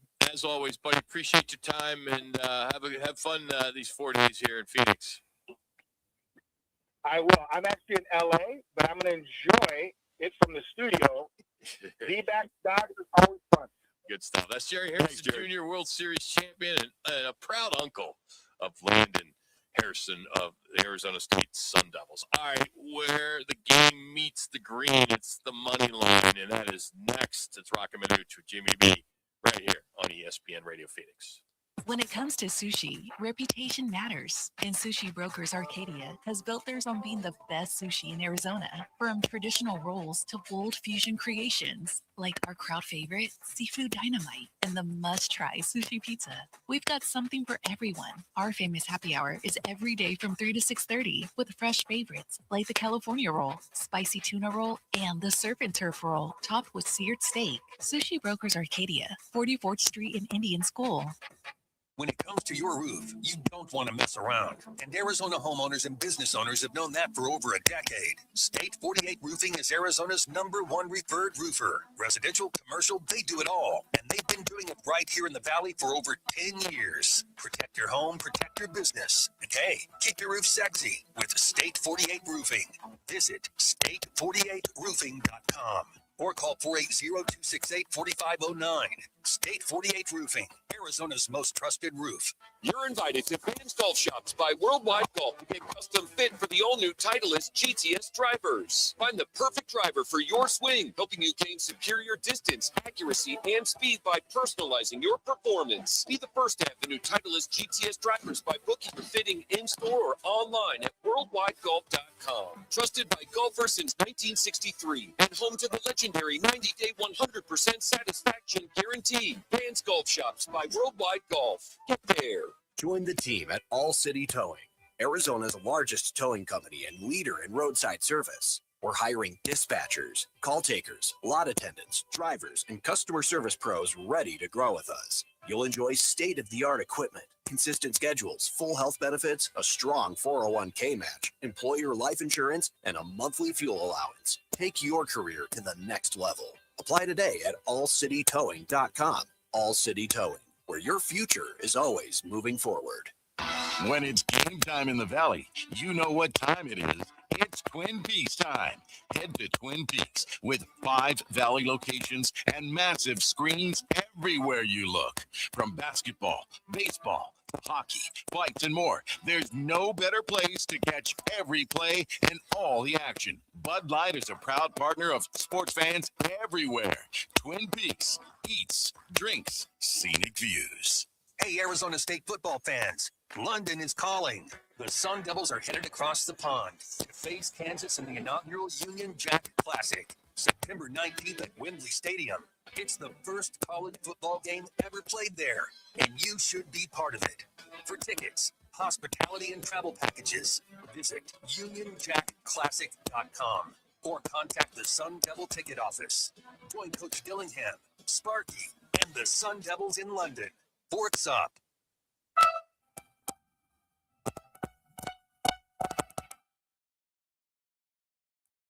Now back to Roc and Manuch with Jimmy B on ESPN 620.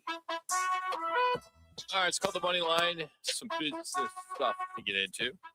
Sounds like the Bears Stadium make or break day came and went with no deal, as the old pilot property tax break that the Bears wanted for their $5 billion dome stadium in Arlington Heights is effectively dead. And then you have Indiana, which is dangling up at least $1 billion in incentives to get them to come to Hammond, which is just across the state line.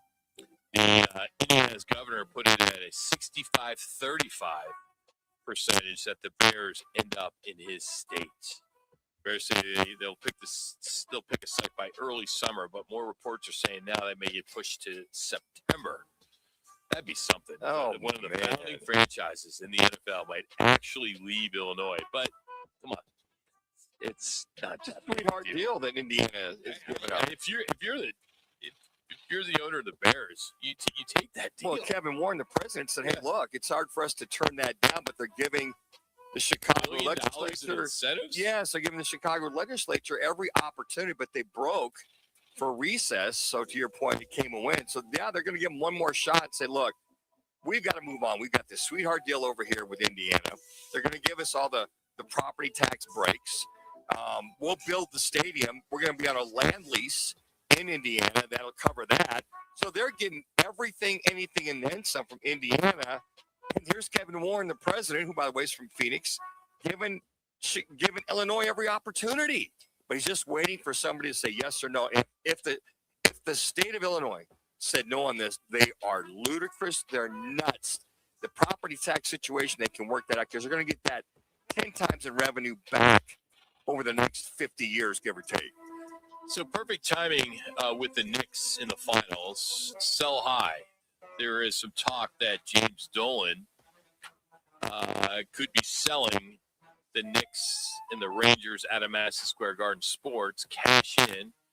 Forbes pegs the Knicks at $7.5 billion, but MSG Sports trades at an enterprise value of just about $5 billion. So that's a near $6 billion gap. The comps blow that away. The Lakers sold for $10 billion, if you remember. The Celtics were roughly $7 billion. They call it the Dolan discount, and if the finals run exactly when if they win it all, man, that just goes up even more. But then you look at Seattle; they win the Super Bowl, and they've been up for sale, but I haven't heard much about that movement. They've got several people interested, but nobody's stepping up to the pump. Doesn't he also own the Garden? Rock, doesn't Dolan own the Garden? So you think of the Knicks, if that's part of it. But I mean, for these billionaires, we talked about this with Michael Bidwell. They love that. Why not sell them? Make your $6-7 billion, move on. Well, a lot of folks, this is what they do. Their livelihood, their family, and it's generational wealth. So the Dolan family wants to continue on for the next 100, 150 years. They'll do that. But I agree with you. If you're going to cash in on your success and if you win it all, this would be that opportunity. Speaking of cashing in, Shedeur Sanders came out that the former 5th-round pick is laughing all the way to the bank. He pulled in a record $17.7 million in NFLPA group licensing income last year, which nearly doubled Tom Brady's old record of $9.5 million from 2021. That's off of jerseys, trading cards, video games. It dwarfs his salary, which is about $1 million. And ironically, his former Colorado teammate Travis Hunter was second at $12.8 million. And put things in perspective, number 3 is Patrick Mahomes at $8 million. Wow, that's incredible. I mean, was it all the hype prior to the draft? Must be. It had to have been. It had to be when they were at Colorado and then coming in. I think a lot of the prognosticators figure, hey, look, Shedeur Sanders, a can't miss first or second rounder. Hunter's going to go to Jacksonville. He's going to star. That had to be the precipice, is getting those jerseys or getting a lot of that swag, if you will, prior to. All right, Sportico is reporting that Brendan Sorsby, the Texas Tech quarterback, has been ruled permanently ineligible by the NCAA after allegedly betting on his own team. Of course, we talked about it last week. I believe there was a hearing set today at some point in Lubbock.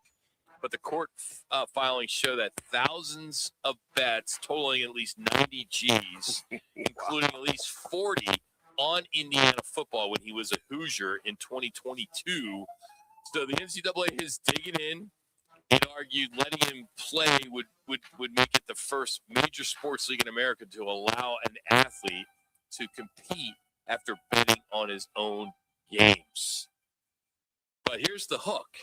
He just finished a 35-day inpatient treatment program here in Arizona for his gambling disorder. So that will play into this, I'm sure. Yeah, but I think damage is done. I mean, if you rob a bank and you got to you do the crime, got to pay the time. You can rob a bank and have your you come out, you get rehabbed or whatever. You still have to pay the crime for what you did. And I think that him with what he did in Indiana, he was a redshirt freshman. But there were some other situations that they're having. That's more to come. And to your point, $90,000 in bets. That's not that much over a 4 or 5 year. That's nothing. For That's nothing. Oh my gosh, I've got 1,000 over 4 or 5 years. Well, but that's nothing. But I mean, guys do that in a weekend. Okay, but guys in college, young guys like that, dude, he's getting all that NIL money. Well, here's the thing: making millions. The crime has been done. I think the NCAA's got to take us that. Like, give a slap on the wrist. Come on. Slap on the wrist is going to be. He's not going to be able to play now. The reason why this is their fast tracking this is because the supplemental draft is in 2 weeks, and if they shoot him down. No matter if he tries to get this appealed or whatever. Is he an NFL quarterback? I think he would be. He'd be a very serviceable quarterback at this point. He's a very talented kid. I like him a lot. I like his game. All right, quietly, one of the more important governance stories: the Big 12. They became the first Power 4 conference to have all its members sign the College Sports Commission Participation Agreement. Now, that's the body that was created to basically police the NIL and the revenue sharing after that House settlement. Now, it requires these schools to waive their right to sue the enforcement agency. But here's the such BS part about this. All 68 Power 4 schools have to sign it for it to even go into effect. The SEC probably won't sign it. Well, I'm sure they won't, Rock. They feel they can handle things on their own, and they feel that they're standalone is that they're filling with this. And I know a lot of other teams in the Big 12 have sold their, the rights to a lot of areas where it's going to really hinder them in reference to NIL money. But yeah, the Big 12's on board. Big 10, I'm sure, will be the next to be on board. But SEC, they really feel that they can be a standalone and develop things on their own. As Kirby Smart has said it last week from the Georgia head coach, hey, look, we might get to the point where we secede from the NCAA. And I think that's a lot of that chatters come from Greg Sankey, who's a commissioner of the SEC. He clearly is. I mean, that is like, they're all in runs step. Football. Yeah, they're all in step with where they want to go. Yeah, of course, today, June 1st. So we're starting to hear the trades. We already talked about A.J. Brown going to the Eagles, Myles Garrett going to the Rams. So some more are starting to pop up that will get you caught up throughout the afternoon as we are here till 4 o'clock. Roc and Manuch with you today. But up next, a little fact or phooey with ABC 15 sports director Craig Fooey. That's all coming up right after this ESPN Sports Center update.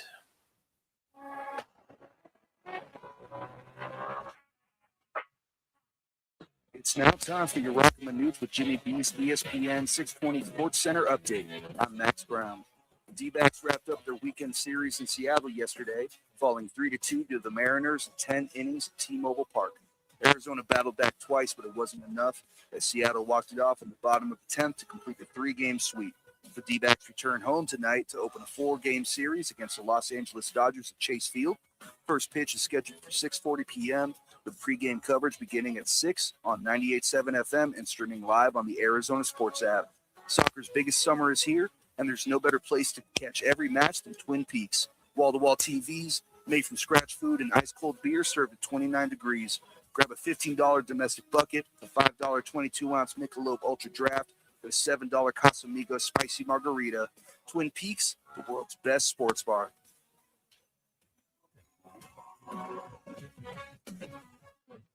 Right in the heart of Arizona Athletic Grounds, one of the largest youth sports complexes in North America. Bristol's is the ultimate hangout for families and sports fans in Mesa. Come experience amazing double-decker cheeseburgers, award-winning wings, smoked barbecue, and fresh, craveable salads. With seating for 500, a full bar, 20 beers on tap, and over 100 TVs, happy hour Thursdays, Friday and Sunday from 4 till 6, plus trivia night every Thursday night. Bristol's, where Mesa comes to eat, watch, and win. I was in a wreck. I need a check. I was in a wreck. I need a check. I was in a wreck. I need a check. I'm Attorney Kevin Rowe. Getting rear-ended once is bad enough. Don't let the insurance company hit you again with a lowball offer. Call an experienced attorney who knows how to fight and win. Call Lerner and Rowe today. 977-1900.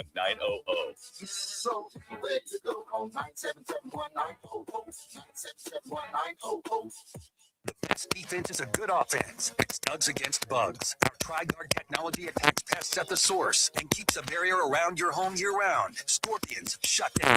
Ants, pinched. Spiders, game over. Right now, new customers get their first treatment for just $99, a $229 value. No contracts. Call or text 480-670-4529 or visit studsagainstbugs.com. Studs Against Bugs. Defending the valley one home at a time. Nobody does happy hour like Twin Peaks. Nobody. Whatever you're craving, we've got it. Tequila cocktails, premium bourbon pours, and top shelf spirits served over ice balls that hit just right. Local craft beers and handcrafted whiskey cocktails, yep, all here. And with 5 valley locations. And don't forget the teeth-chattering 29-degree drafts we're famous for. Pair it all with scratch kitchen bites that actually satisfy. From shareables to hearty favorites. When it comes to happy hour, Twin Peaks doesn't play. Twin Peaks eats, drinks, scenic views. Don't be fooled by the people you meet on social media. It may start as an innocent conversation, but anyone who tries to sell you pills is nothing more than a drug dealer.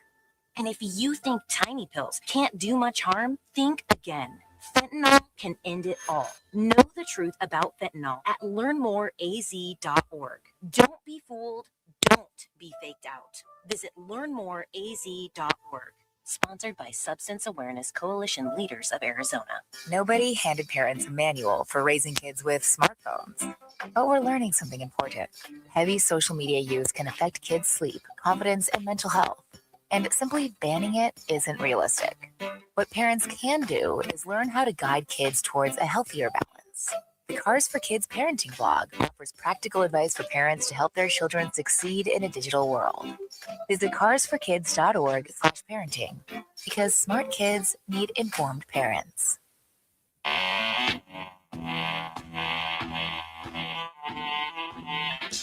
It's time for Fact or Phooey with ABC 15 Sports Director Craig Phooey. Phooey joins the guys each Monday to break down the top stories of the weekend. And as a reminder, Manuch writes the questions. Now, here's ABC 15's Craig Phooey. How we doing today, Phooey? How's your, I can't believe it's June 1st, huh? June 1st, man. June 1st. Hey, get this. We have the Stanley Cup Finals starting tomorrow on ABC. We have the NBA Finals starting Wednesday on ABC. How about that? Wow, that's awesome. Back to back to back to back for the next 2.5 weeks. Love it. Gives you something to talk about, right? I mean, so they're gonna give you 2 minutes, 3 minutes? How much time are you gonna get? Maybe might get a little more coming out of the game. Yeah, I love it. Love it. All right, let's get to it. ABC 15 Sports Director Craig Phooey. All right, 5 questions, and all we're looking for is a fact or a Phooey. First one, with Jacoby Brissett's holding out, Gardner Minshew will be the starting quarterback for the Cardinals on opening day of the regular season. Fact or Phooey? Fact. The qualifier is with Jacoby Brissett sitting out. Yeah. He's holding out. He wants more money. He's got $1.5 million guaranteed on a $4.88 million deal this year. I get his position. You know, he doesn't have an agent. He does all this himself. So, you know, he wants more toward a starting quarterback kind of salary because somebody allegedly in the organization told him this spring that he will be the starting quarterback. So, you know, he wants a little more guaranteed money. I don't blame him. Sure. On the Cardinals side of things, though, I don't blame them. Why would you pay him? You don't have to. You have Gardner Minshew, right, who's a seasoned veteran. He's got just about as much experience as Jacoby, and he's played about the same. The stat lines are pretty close, very comparable. And I've been out and watching Gardner in practice, man. That guy is exciting to watch. He's so pumped up about football. He's running down the field in these shorts and helmets, right, cheering guys on, high-fiving guys when they complete a pass. I mean, he's really into it. I asked him last week, is this just you normally? He goes, man, I'm 30 years old and I get to play football. Are you kidding me? I love it. So good locker room guy, good teammate, and I think they'll be fine. All right, Coach, question number 2. Speaking of the quarterbacks, Cardinals third-round rookie quarterback Carson Beck, who's getting a ton of reps, as you've seen, while Brissett holds out, will be the starting quarterback by mid-season. Fact or Phooey? Yeah, it's a fact. They have to do it. Now, I will say this. I was at practice last week. We get one day a week to go watch, right? And I was at practice last week, and Carson didn't get any reps. And so it was all Gardner Minshew and Keaton Slovis. And so I asked LaFleur after practice, I said, what's going on with Carson? No reps? He goes, oh, he's getting reps, just you didn't see it today. I'm like, well, I watched the whole practice. He didn't get any. He goes, yeah, but he's getting reps in other places other days. I'm like, okay. But yeah, I think you've got to see what you have, right? Sure. Carson back, if he's going to be that guy. And listen, Vegas has this team at 4.5 wins. That's the over/under. Anybody with half a brain is going to look at this schedule and go, they might start 0-11 in this next season. This team is not going to be that great. They're not going to be that good. They have some weapons on offense, which will make it fun. But I'm not sure the defense improved all that much. And so we'll see what happens. But I would guess that by Halloween or Thanksgiving, Carson Beck will be the starter so they can see what he's got. Coach, what do you think, before we move on in reference to the Josh Sweat situation? We were talking to a few folks. Howard Balzer reported that they were kind of hinting at this after the season. But why rear its ugly head right now during OTAs? Well, this is not a surprise. He said at the end of the season, if you guys remember, he was very upset that he didn't make the Pro Bowl. Sure. He had 12.5 sacks. He was very upset about that. And then when as soon as they fired Jonathan Gannon, he went public and said, I want to trade. I want to be traded. I don't want to be here. I'm upset about Gannon was my guy. We were with each other in Philadelphia. That's the guy, I came here for. I don't want to be here. He's under contract. The Cardinals don't have any reason to do anything, right? It's like he's under contract. If he comes back, you'd rather have him back happy. But if he's not happy, he has to come back anyway because he doesn't have any power in that trade. Once they hit mandatory minicamp next week, he'll be getting fined. So just like Jacoby, right? So then you're talking about money that's not there when you have mandatory minicamp. So as LaFleur keeps saying, these things are voluntary. But Josh Sweat, listen, if he wants out because Gannon maybe they're looking, maybe they're taking offers for Josh Sweat, but what you get in return, I'm not sure is going to be worth what they have in him. So, and they don't have another pass rusher that's going to compare to him. So if I'm the Cardinals, I'm just going to hold pat. He's Craig Fouey, ABC 15. And if you didn't hear us earlier, they have the NBA Finals and the NHL Finals right there on ABC 15. All right, so Dodgers are 38-21. They've won 17 of their last 20. Nobody in the National League is catching them. Is this the best team in baseball, fact or Fouey? Yeah, fact. I mean, listen, there's some teams with decent records, right? I'm not going to take that away from anybody, but when you look at the Dodgers, the complete lineup that they have, 1 through 9, plus all of the pitchers that they have in the bullpen, I mean, it's pretty incredible to think that somebody's going to catch them. I mean, Atlanta's 40-20 right now. The Dodgers are 38-21. They're a good baseball team as well. Atlanta, I'm talking about. Even Tampa Bay is playing well right now. Milwaukee, but the Dodgers are just a complete team, and they typically trip up a little bit early in the season, and then they pick up some steam about All-Star break, and then they just roar through the playoffs and win the World Series. So I think that's where it is right now. All right, Coach. Question number 4: the Diamondbacks, who just got swept in Seattle, your old hometown, went 0 for 8 with runners in scoring position on Sunday, and 5 for 17 on Friday, are having legitimate offensive problem versus just a bad weekend. Fact or Fouey?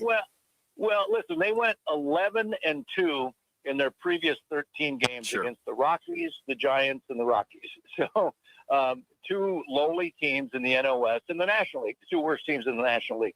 So you had a little false sense of this team's playing pretty well, but they won the games they should have won. They probably should have gone 13-0 in that series, in those 3 series.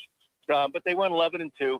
They go to Seattle. They play a little bit better team up there, and they struggle. And now you've got the Dodgers for 4, and then the Nationals come into town for 3. So it's not going to be a cakewalk.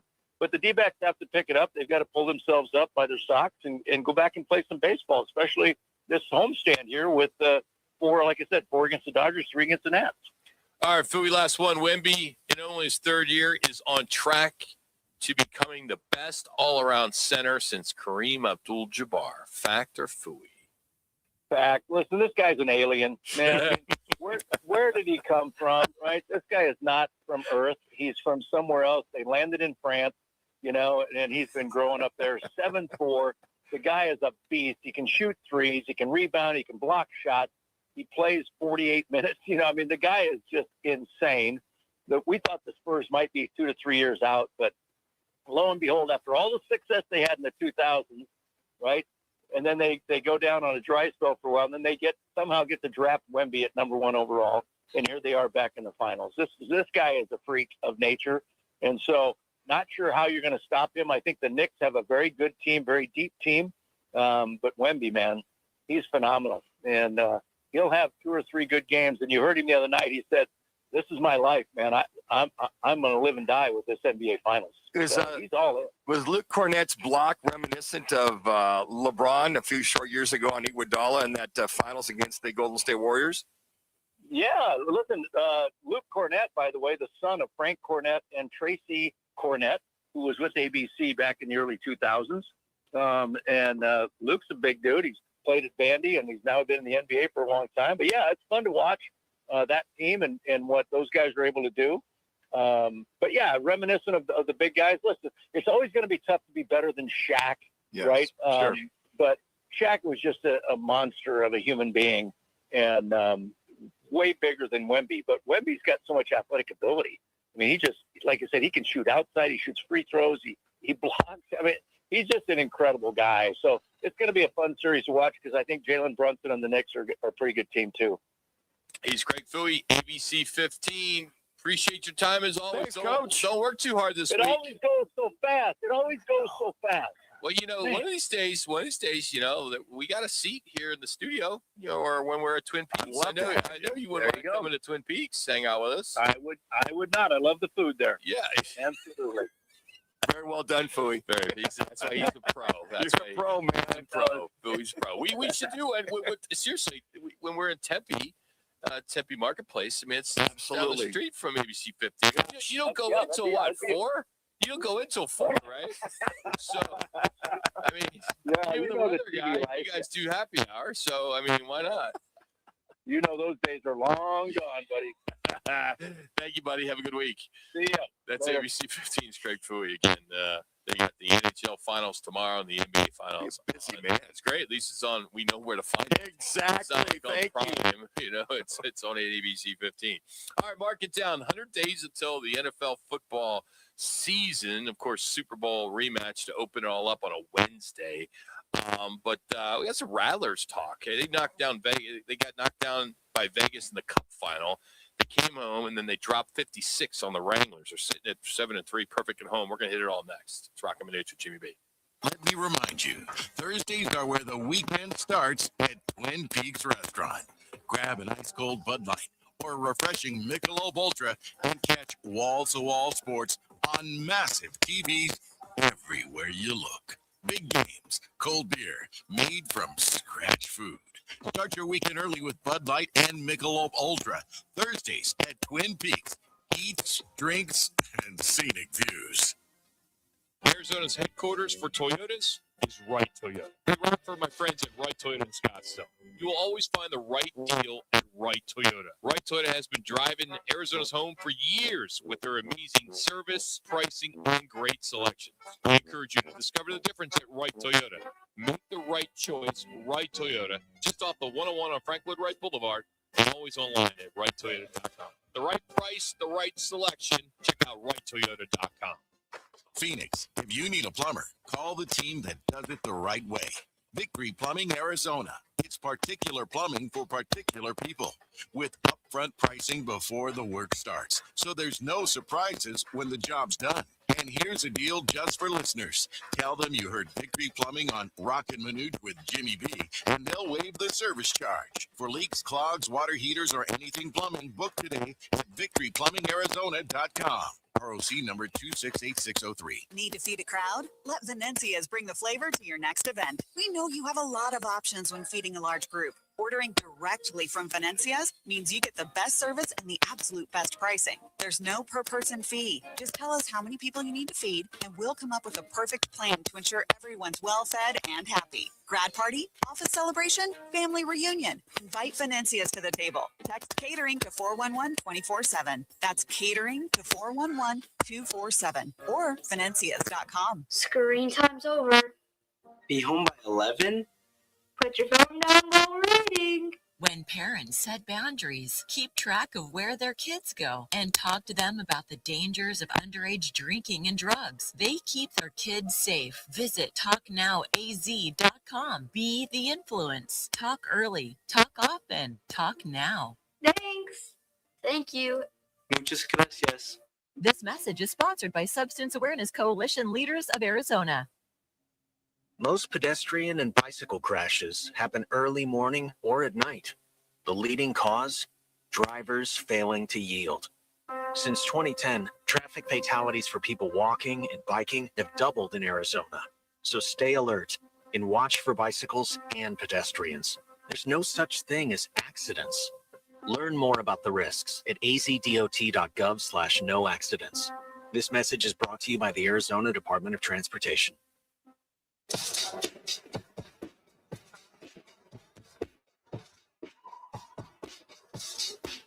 Now back to Roc and Manuch with Jimmy B. Now on ESPN 620.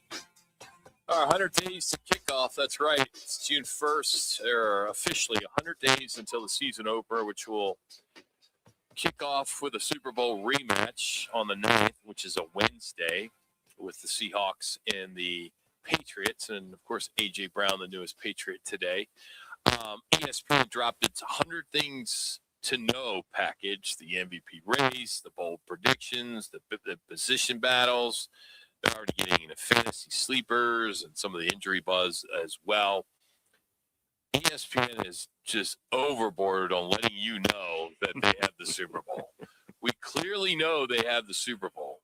They are just beating the heck out of that.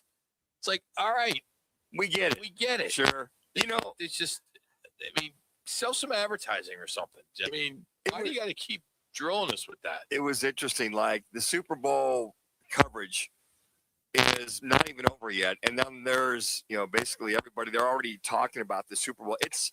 The body's not even cold yet, and they're the same day right after the Super Bowl on ESPN. They're already talking about that and beating it up. And you know what?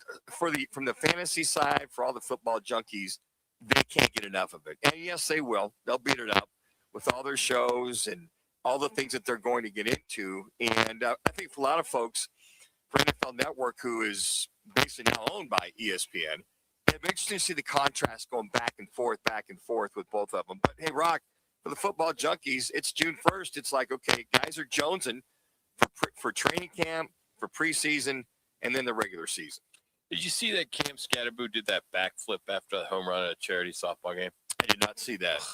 What was he thinking? I don't know, Rock, because that's like you want to re-break or re-tear something. Just like he hits, it's one out. It's a bunch of Giants there, and then he gets right to home plate, and then he just does a backflip. So he wants to prove he's okay now. Can you imagine management watching stuff like that? I mean, the softball is really one of those. Okay, you can get away playing that. They don't want you really playing basketball or skydiving or motorcycle riding.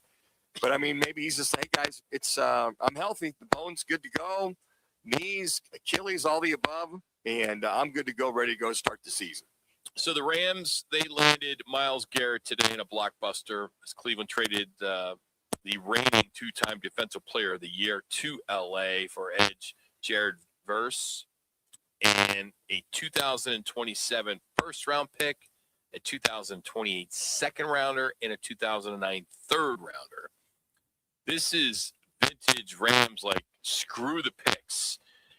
They did the same thing with the Stafford trade, and here they are getting going, and they're going to try to run a home stadium playbook again because the Super Bowl in February is at SoFi. I mean, they already have a loaded roster already, but you get Garrett coming in off of 23 sacks. He passed Strahan and T.J. Watt. The kicker is he's barely a year removed from that $160 million extension, and he waived his no-trade clause to allow this to happen. In Cleveland, they were swearing up and down that they weren't going to let him go anywhere, but sure enough, they moved him. They got a lot for him. Yeah, they did. I think that's when you look at the future of the Cleveland Browns, which is it's a mystery in itself. Number one, who's going to be the starting quarterback? But beyond that, I think that with with the type of coaching staff that's coming in and the success that they've had, they know that they got to build with the young guys, build with the draft, and take it from there. Now, are they going to build with Deshaun Watson at quarterback, Shedeur Sanders at quarterback? Who's going to be the individual that they move forward with as far as the starting quarterback and as far as some of the starters that are going to be moving forward with this Cleveland Browns team? And I think that when management looks at it, they keep their owner out of the way. When you got 11 draft picks next year in 2027, you've got some cachet to deal with as far as trades are concerned, and you got a lot of things that you could really work with to build a Cleveland Browns team. Who last time went to the playoffs was when I'm trying to think when Mayfield was quarterback, right? Was last time Baker Mayfield? Good question. I don't know. Yeah, but I mean, I look at their starters. I mean, not as if they got a bad defense, but when you got a young guy under a rookie contract, you can build on that. And with those draft choices, the Browns can package them and go get some more additions on the defensive side. Eagles and Patriots, of course, finally got A.J. Brown out of Philly, and they got themselves a first-round pick in 28 and a fifth-round pick in 27. The fifth-round selection will be the better of the Patriots' 2 selections in that round for next year's draft. So, of course, this trade has been discussed for many, many, many months. And, of course, Brown did the nice exit with a Instagram post thanking the Eagle fans, and I guarantee me being one, and I'll give him the bird back. You're gonna throw the battery at his car as he's leaving, Rock? I'm telling you, he said, playing for this city has been an honor, and I'm thankful for every moment I had in Midnight Green. Thank you, Philly. Much love always. God bless. Well, and I think that he's going back to the head coach that had him in Tennessee. He's going there with Vrabel that can keep him under wraps. Why Sirianni couldn't keep him under wraps is a mystery. Now, I know that he talked to him many times, but sometimes when the genie's out of the bottle, it's tough to recapture something like that. But I think there's got to be understanding with Vrabel and A.J. Brown, because you look at the Patriots, the receiving core, Dobbs and I think it's Boutte and Henry Hunter, the tight end. They don't really have a lot of home run hitting type individuals. Now, A.J. Brown's the top guy. They lost Dibbs. He's gone. He's moved on. But on top of that, he was kind of a need for this New England Patriots team if they're going to get back to winning the AFC East as well as the AFC division. So I think that knowing a guy that can keep them under wraps, has a heart-to-heart with them, and if he gets – I don't think he'll get out of line. I really don't in New England, because guys just don't get out of line in New England. It's just kind of their legacy that if you do, you're gone. So whether he's had that heart-to-heart with him about – Yeah, but because at that time it was Belichick. You Sure. can't say that that's the way it is in New England now. Well, Vrabel hasn't had any issues. Oh, really? With Stephon Diggs, he just kind of put him off to the side. Yeah, and he played. And he's got this huge cloud over him because that's that kind of a character issue. Yeah, it's totally an issue. I mean, by the way, my bad, Rock. Let me rewind the tape. Thank you. I mean, with players, I should clarify that. He's a former player. Yes, yeah, that is like wow. If there's anything Robert Kraft didn't need, was something like that to rear its ugly head and to be been there for just a few years. But I think player-wise, it's an understanding with the New England Patriots. Stay in line, keep in line. Hell, if Randy Moss could stay in line under Belichick, and Chad Manuch, come on, Belichick, the Vrabel, and then if Ocho Cinco could stay in line in New England, Belichick. And so hopefully, if A.J. Brown starts to get a little anxious, wanting the ball more, and popping off, then I got to think at that point, Vrabel's got to understand you get what you pay for. So just heads up and just making sure they talk to him prior to the season. Russell Wilson is out as the Jets backup. He is going to be working for CBS Sports, so he accepted an offer, and his playing career has been put on pause. Odell Beckham Jr., he has signed with the Giants, so he returns to New York, where he began his career. On a local note, we haven't really given him much love this year. The Rattlers bounced back, and they did an IFL Cup, like a middle season deal, like the NBA did. Sure. Mm-hmm. they had a tough loss there, but they came back and got it going again, and they beat Northern Arizona, the Wranglers, 56-32 yesterday. It snapped a little adversity, and because they dropped the IFL Club Championship game to Vegas by 4. It was a close one the week before. But Drew Powell, who's been there for a long time, has been the face of the franchise, was front and center, and he's been playing pretty well. But they're 7-3 at home. They have not lost at home yet, and they are next to play the Fishers Freight. That's the name of the team. Fishers Freight. I saw that, and I'm like, I have no clue. I was like, I have to look it up. Well, the rivalries that you talked about the Northern Arizona Arizona Wranglers, and you got the Tucson Skulls.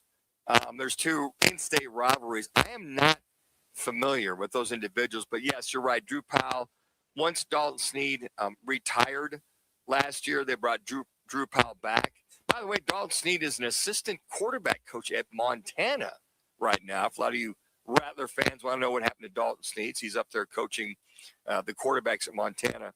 But to that point, the IFL team, the IAL team, and the Rattlers, good to see. I have to track down Coach Guy and get him on, get a little mid-season format, see how they're doing. The Fishers Freight is they play in the brand new Fishers Event Center in Indiana.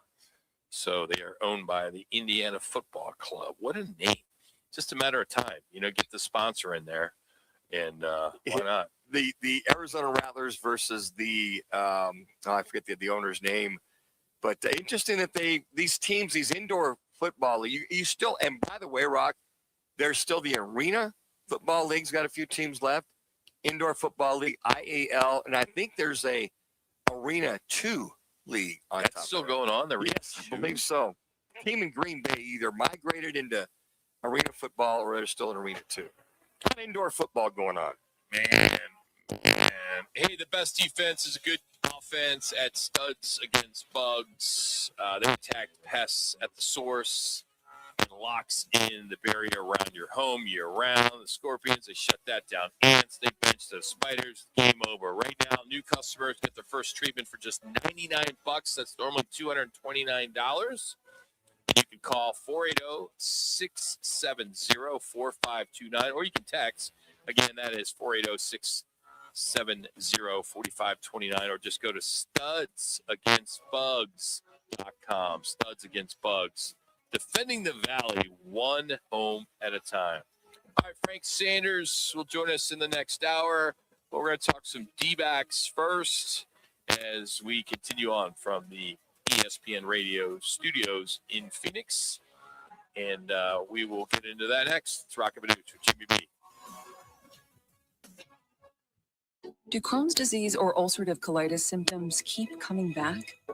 Tremfya guselkumab may help, with rapid remission achieved at 12 weeks and lasting clinical remission at 1 year. Some even saw visible improvement of their intestinal lining at 12 weeks and 1 year. Tremfya is a prescription medicine used to treat adults with moderately to severely active Crohn's disease and adults with moderately to severely active ulcerative colitis. Serious allergic reactions and increased risk of infections and liver problems may occur. Before treatment, your doctor should check you for infections and tuberculosis. Tell your doctor if you have an infection, flu-like symptoms, or if you need a vaccine. Healing is possible with Tremfya. Approximately 3 out of 10 patients were in endoscopic remission at 1 year, based on areas visualized on colonoscopy, which may not represent the deeper bowel layer or entire GI tract. Individual results may vary. Ask your doctor about Tremfya today. Call 1-800-526-7736 to learn more or visit tremfyaradio.com. Progressive knows you could have easily taken the freeway, but you took the scenic route to see a waterfall and an oddly busy boiled peanut stand. Discovering the unexpected is exactly why you bought an RV, so protect it with a bundle from Progressive. Because although you may be 3 hours behind schedule, you're 6 jars of jam richer and possibly enrolled in a butter churning workshop. Switch to Progressive and protect your RV, boat, or motorcycle by bundling with your home and auto insurance. Progressive Casualty Insurance Company, affiliates, and third-party insurance. Not available in all states or situations. Pump up the volume. Business moves fast. Orders roll in, deadlines close in. When you ship with USPS Ground Advantage, you can keep up with confidence. Every package stays in our secure network from dock to door. And with nationwide reach, dependable tracking, and upfront affordable pricing, you get built-in peace of mind. You run the business. We run the routes. Visit USPS.com/Ground Advantage to learn more. Let me remind you, Thursdays are where the weekend starts at Twin Peaks Restaurant. Grab an ice cold Bud Light or a refreshing Michelob Ultra and catch wall-to-wall sports on massive TVs everywhere you look. Big games, cold beer, made from scratch food. Start your weekend early with Bud Light and Michelob Ultra. Thursdays at Twin Peaks. Eats, drinks, and scenic views. Bigger fields, bigger events, bigger experiences. Arizona Athletic Grounds. Arizona Athletic Grounds is a 275-acre sports and entertainment destination for athletes, fans, and families. Located in Mesa, AAG is one of the largest multi-sport complexes in the country, with over 475,000 square feet indoors and more than 150 fields and courts. From tournaments to training to cheer, dance, concerts, and corporate events, the Grounds does it all. Learn more at azgrounds.com.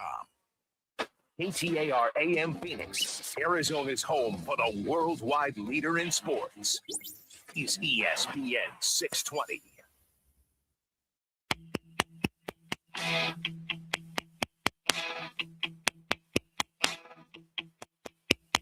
Now back to Roc and Manuch with Jimmy B. Now on ESPN 620. Well, that was a weekend to forget as the D-backs go up to Seattle and get swept. 3 games, 3 losses, and the Bats just flat out disappeared. They scored 1 run on Saturday. Then on Sunday, 3 hits all day. An 0 for 8 with runners in scoring position and a loss in extra innings. That's not a slump. That's just like a vanishing act, right? And the timing could not be worse because tonight, the best team in baseball walks in the Chase Field. Dodgers are in town. They won 17 of the last 20. Shohei Ohtani is doing things that we've never seen. So the question is simple. Are the Diamondbacks ready for this, or did Seattle just expose exactly what this team is? Let's hope they're not what this team really is, Rock. But I think to your point, you have much better pitching for Seattle. You talked about 0 for 8 yesterday with runners in scoring position. On Friday night in the extra innings, they were 5 for 17. So you think about it, for just those 2 games, they're 5 for 25 in the extra inning games. They just weren't getting the clutch hits. We talked about the 3 hits Saturday, and then the 3 hits yesterday, just 6 hits in 2 games. And I think that you kind of go, okay, was this just a mild slump or what? So now with the Dodgers coming in a 4-game series, we're going to see how they bounce back. Now, you can call it road fatigue. You can call it whatever you want, 11-2. But I just think the new pace better pitching, especially the bullpen for this Seattle Mariners team was very, very good. And then to see yesterday's game in the final, the 3-2 win by Seattle, to relatively have 2 starters pitch against you. Miller threw for the first 5 innings, and this is rare. We see this out there, folks. And then Castillo through the last 5 innings. Now, the extra 5th inning was in overtime. I mean, two starters come at you in one game, and you only get 3 hits. Now, that's somewhat of an anomaly, but Seattle's looking to do this because I don't know if they can't decide on who's the fifth starter, the 6th starter. So both these players who they reported, they talked about this during the game, weren't happy about it. General manager had to talk them both off of their hissy fits about not being able to start. But that's something there. Diamondbacks faced 2 starters in one game. So there's that. But I just think I might have jinxed the Diamondbacks, Rock, on Friday, that I was saying how they're the number 1 team, which they were on Friday, number 1 team with runners in scoring position. And here you are going 5 for 25 in 2 of the 3 games against the Seattle Mariners with runners in scoring position. Very unfortunate. Yeah, so Arizona now 31-27, 3rd place in the National League West, about a game behind San Diego for 2nd. So that's not bad, but they're a full 6.5 games behind the Dodgers. And with the Dodgers coming in, they took care of Philly yesterday, 9-1. So first of 4. So 4 here, and the Ohtani factor is going to be fun to watch. I mean, this is you don't want to watch these games tonight, right? This week, I should say. He's not just leading, or he's not just hitting leadoff. He's their ace. He's carrying a sub 1.0 ERA. Clearly, leads in the NL Cy Young race. I mean, the two-way thing has gone from incredible to almost routine, right? I mean, it's like, all right, he's doing it, cool, but now it's like it's normal. It's kind of we're used to it. We're like, okay, we're going to see him pitch good baseball. He might hit a home run. He put the bat on the ball. But to your point, Wednesday night, Zach Gallen versus Ohtani scheduled for now. And he's just must-watch TV. He really is. If you can't watch a game, you turn on the highlights to see how he did. And, we had Jerry Harrison Jr. on a little earlier, the pre- and post-game for LA TV, Dodger TV. He just said, look, the guy's he's settling in. He's getting used to that kind of starting pitching, coming up and hitting, and having the prowess in both. Now, the one thing we're not seeing him do, which he did last year, was steal bases. He had 50 stolen bases and 50 home runs. Now, they might have told him to curtail that when he's pitching or curtail that even when he's a DH, just from the standpoint of him having that stamina and having that energy in the second half of the season. But, yeah, Rock, I agree with you. He's just must watch. You want to see what else can this guy do. His last outing out, he's throwing a no-hitter for 6 innings. You got the first inning home run. Then they have a couple guys come in and finish things off. So it's truly one of those things when you were growing up, and if you had Saturday baseball on NBC and your team was on and they tried to match up, I'm going to go way back. Bob Gibson with Don Drysdale, the Dodgers. It was like you were hunkered down as a kid to watch that. Then they started Monday Night Baseball. So somewhat kind of the same thing. Now, even with the exposure of Major League Baseball on ESPN or even on NBC, you get the top pitchers in the league anymore. And to see somebody go 5, 6, 7, 8 innings, I think those are some things you look forward to. So it's good that the Dodgers and their staff, Yamamoto on top of it, are just playing such good baseball. What's so good about that, Manuch? I think the pitching. Why do you want to talk about how good the Dodgers are? Well, because it's fun to watch teams so adept at what they do. Did you grow up a Dodger fan? No, I grew up a Cardinal fan. But you were born and raised here. We had the Dodgers on all the time. This is a Dodger market, right? Well, it was Giants because we had the AAA team here for many years. Okay. So it was more Giants. I mean, I looked at the Giants more than the Dodgers. Now, the Dodgers, they've always been good with growing up. I mean, you think of the prowess of the Dodgers. Now, what was fun, I will say this, is the last 2 games of spring training, the Dodgers used to be in Florida training at Vero Beach at Dodger Town, and the Giants were here spring training. So what you would see is at the old stadium over there on Phoenix Muni, you'd have a Dodgers, San Francisco Giants 2-game series before they broke camp. Mm-hmm. So the place was packed. Now people wanted to see Dodgers. We wanted to see the Giants. But you'd have the guys, and this is going back when you had Ron Say and Steve Garvey and Davey Lopes and Russell, and the Giants still had them. McCovey was relevant, and some of the stars they had were relevant. That's when they would really pack it in. And that's about the only time you saw the Dodgers, unless you went on vacation to San Diego or wherever to watch the Dodgers. But no, I've admired the Dodgers. I'd admired how they are just year in and year out consistent and the kind of players they develop and they bring in. That's what I admire about teams that are there year in and year out. And those are teams which management makes sure that they're going to be there year in and year out. Anxious to see if the salary cap does happen in 2 years. Oh, Rock, I don't know how that will affect the LA Dodgers and the New York Yankees. And of course, I can go on and on, but of course, they're at about $420 million is their payroll. And if it's going to be if they're going to knock it down to like 250 or whatever the number was, kind of close to that. How do you get down that much? I don't know. That's going to be one of the biggest sticking points. Just going to keep deferring money? Well, I think that if there's a will, there's a way, but I think that's going to be the main reason why there will probably be a lockout, because the players at this point are going to go for it unless there's some kind of revenue sharing that's bumped. I mean, currently they want 50-50, and if they're going to have this hard cap, then the ownership's going to have to go ahead and adhere to more of a, I would say more of a revenue sharing, because what that's doing, it's the players are going, well, you're going to limit what I'm going to make. I mean, sky's the limit for a lot of these players right now. And to your point about the Dodgers, I mean, you may have, for the Dodgers ball club, I'm not quite sure where their salaries are. They may have 20. Yeah, 420. But I mean, so you think of 4 or 5 guys that are deserving of 35 to 40 million a year. So all of a sudden, if that goes into place, you have maybe 1 or 2 guys. Well, those other guys are going to move on. And then when that starts to happen, which we see in the National Football League, the dynasties don't continue because they get fractured because guys have got to move on and go somewhere else to get their bag. Therein lies the discontinuation of a team that could be a dynasty.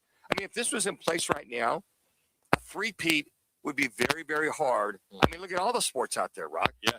I mean, look at the NBA. This is the 7th time the champion of the NBA is not going to be in the finals this year. Look at the National Football League. Look at Major League Baseball that is in place. This will be the 3rd time. That's not going to happen if any kind of a hard cap comes in place. I guess the question would be, do you want baseball to look more like the National Football League with more the true parity cap and the floor, or do you like the chaos that we get to see in Major League Baseball, where you see these teams spend big and they also have no excuse if they choose not to? So, like the teams, like you can make an argument, I think the Diamondbacks are in the middle, right? But if they're saying that the cap is going to be around, I'm seeing now 245, I think I said 250, but the floor at like just over 170 million, and it is tied to a 50-50 revenue split, which the players are strongly opposed to all this. But I know it's going to be an interesting topic for the next 6 months. I would love to see it because of the parity we're seeing in the National Football League. It's evened it out. I mean, there is like, 6, 7 different teams in the NFL had a chance in the last weekend to make a wild card. Enhance their position, make a wild card. And I would love to see it because you're seeing some of the usual suspects that are always going to finish 4th or 5th. The Rockies are like that. The Royals did better. The Cardinals have made a little bit of a bounce back, but because they've been creative with some of the people they developed. Because what I think is going to happen, if the hard cap comes into place, then you really see the kind of management and ownership has in developing players and keeping players on par. Because I think of Seattle. Should they return and win another Super Bowl? We'll see. With some of the moves, they lost a few defensive guys. We'll see some of the moves they made in the offseason. The Rams, as of today, they're keeping their salary structure in place. They've gotten creative again with Matthew Stafford reorganizing his contract to be a benefactor for them to be able to make room for Myles Garrett to come back. So it works, but you got to be creative. So I think it'll work in baseball. I think it just becomes more competitive in baseball to see how truly good your front office is versus throwing money at people. Laz, I just saw that the Bears will not make the playoffs this year because Williams is going to be on the cover of Madden. Oh, so is that be the deal? Curse. The curse. And he's the first player ever to be on that cover. So just every curse has got to die eventually. What's that? Every curse has got to die eventually. He's going to be the first Madden cover to win MVP in the same year. I'll take and that. the Super Bowl. I'll take that bet all day long. So yeah, that's kind of leaked that he will be on the cover of Madden 27. Yeah, what are the Bears going to do when you got to pay him the bag there, Laz? I mean, he's going to want to give him the bag. Well, if he goes to Indiana, you can afford it. Yeah. Well, you'll have a big tax break in Indiana, Yeah, so they'll be able to do that. Give all that tax money to Caleb Williams. And it may go that way. Trust me. They should. It took 40 years to get a good quarterback. You finally got one. You're not paying him. Yeah, for you Bear fans, what is it? Is it a 25-minute drive to where this location is? Yeah, they got to figure out Arlington Heights. They need to end up there. They spent so much money on that land, and it's a huge property. Like, it's supposed to happen, but the politics in the state of Illinois, which I won't get into, are a mess, and that's the only thing holding this all back. But that's where they're supposed to end up. They got to find a way to make it work. Indiana will be all right, but they got to figure this out. I would agree. You're getting all the breaks, all the benefits going to Indiana. You can sign those big players, get all those tax benefits and those tax breaks. So Christian McCaffrey, Madden 27. Of course, you know what happened to him. He got hurt. Troy Polamalu, he was Madden. He hurt his knee in the opener. Sean Alexander was coming off an MVP season. He was put on the cover. He got hurt. We never saw him again. Donovan McNabb gets a sports herniated disc or injury, so his season got derailed. He was on there. Michael Vick broke his leg in preseason. Oh man! So I mean, so the curse. It's one of the probably one of the best sports superstitions because it's just ridiculous. Absolutely.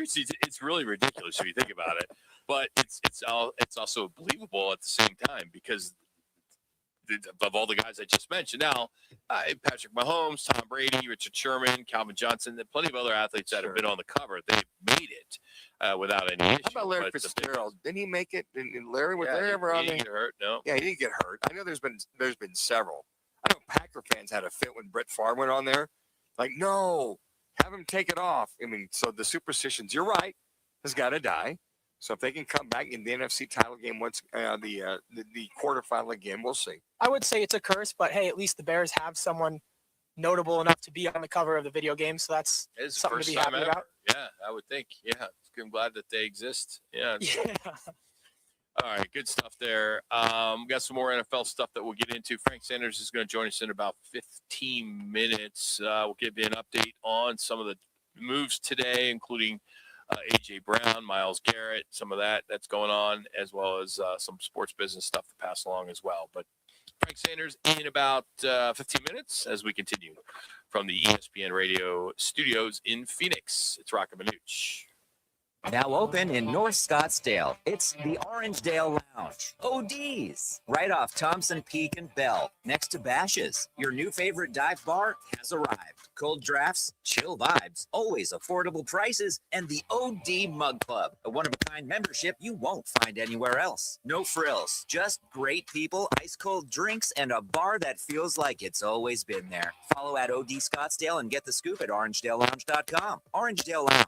Dive in and drink up. I was in a wreck. I need a check. I was in a wreck. I need a check. I was in a wreck. I need a check. I'm Kevin Rowe from Lerner and Rowe, and we've been serving Arizonans for 20 years. Make the best choice after an accident. Call 977-1900. That's 977-1900. Lerner and Rowe, it's a way to go. Call 977-1900. 977-1900. Join the team at All City Towing, Arizona's largest towing company and leader in roadside service. We're hiring dispatchers, call takers, lot attendants, drivers, and customer service pros ready to grow with us. You'll enjoy state-of-the-art equipment, consistent schedules, full health benefits, a strong 401k match, employer life insurance, and a monthly fuel allowance. Take your career to the next level. Apply today at allcitytowing.com. All City Towing, where your future is always moving forward. For WrightToyota.com. At Wright Toyota, they'd like you to get to know them. Their goal is to make buying your next vehicle the kind of experience that earns your recommendation to family and friends. They invite you to use all of their innovative web tools on WrightToyota.com. So if you're looking for a new or pre-owned Toyota, head to their interactive website at WrightToyota.com. The right price, the right selection, all at WrightToyota.com. Fight fans, Twin Peaks is your headquarters. Catch the greatest fight night action all month long, including premium matchups and wall-to-wall sports with no bad seat in the house. Grab made-from-scratch food, scenic views, and ice-cold beverages served at 29 degrees while every punch, takedown, and main event plays across the lodge. Don't watch the fight at homes. Watch them at Twin Peaks, where the energy feels like fight night. Twin Peaks, eats, drinks, scenic views. Hey, Arizona State football fans. London is calling. The Sun Devils are headed across the pond to face Kansas in the inaugural Union Jack Classic, September 19th at Wembley Stadium. It's the first college football game ever played there, and you should be part of it. For tickets, hospitality, and travel packages, visit UnionJackClassic.com or contact the Sun Devil ticket office. Join Coach Dillingham, Sparky, and the Sun Devils in London. Forks up.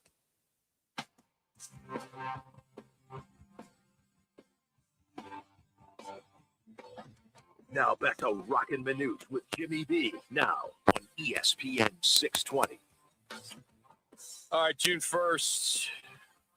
And the NFL is somewhat busy today. I thought maybe it'd be a little bit more busier. But one of the big headlines, of course, is A.J. Brown. He's heading from the Eagles to the Patriots. And the Phillies getting a bunch of picks, a first rounder and a second rounder. And the Patriots are not messing around, and they are playing into Drake May's timeline. They went and got him. They got the number one receiver for Philly. This feels like the end of a relationship that just got too noisy, right? Toxic. And just That's toxic. And, the frustration with the role that he was playing and, of course, the trade rumors. But now here we are, June 1st. The cap timing has all come together, and the Patriots are pretty excused. No excuses for the Patriots. They got the receiver they needed. Yeah, they got at least one of them. Diggs is gone. A.J. Brown somewhat replaces, Diggs. When you look at this particular depth chart for this team, they don't really have any home run hitters. They're pretty solid all the way around. And I think it's interesting when Mike Vrabel taking this team over, some following the footprint that Bill Belichick had. So you look at some of the defensive guys, not a lot of no names on that defense. They just get the job done. He started a couple of the left side of the offensive line last year. He's going to stick with them. You got your young quarterback, so you're developing around him. So bringing in A.J. Brown, that's going to be huge for them to have a guy that is a seasoned veteran that he can throw to with confidence, that he's the guy that understands what it takes to won a Super Bowl, and he's been in the hunt as far as, some of the things that you're going to need from a receiver quarterback combination.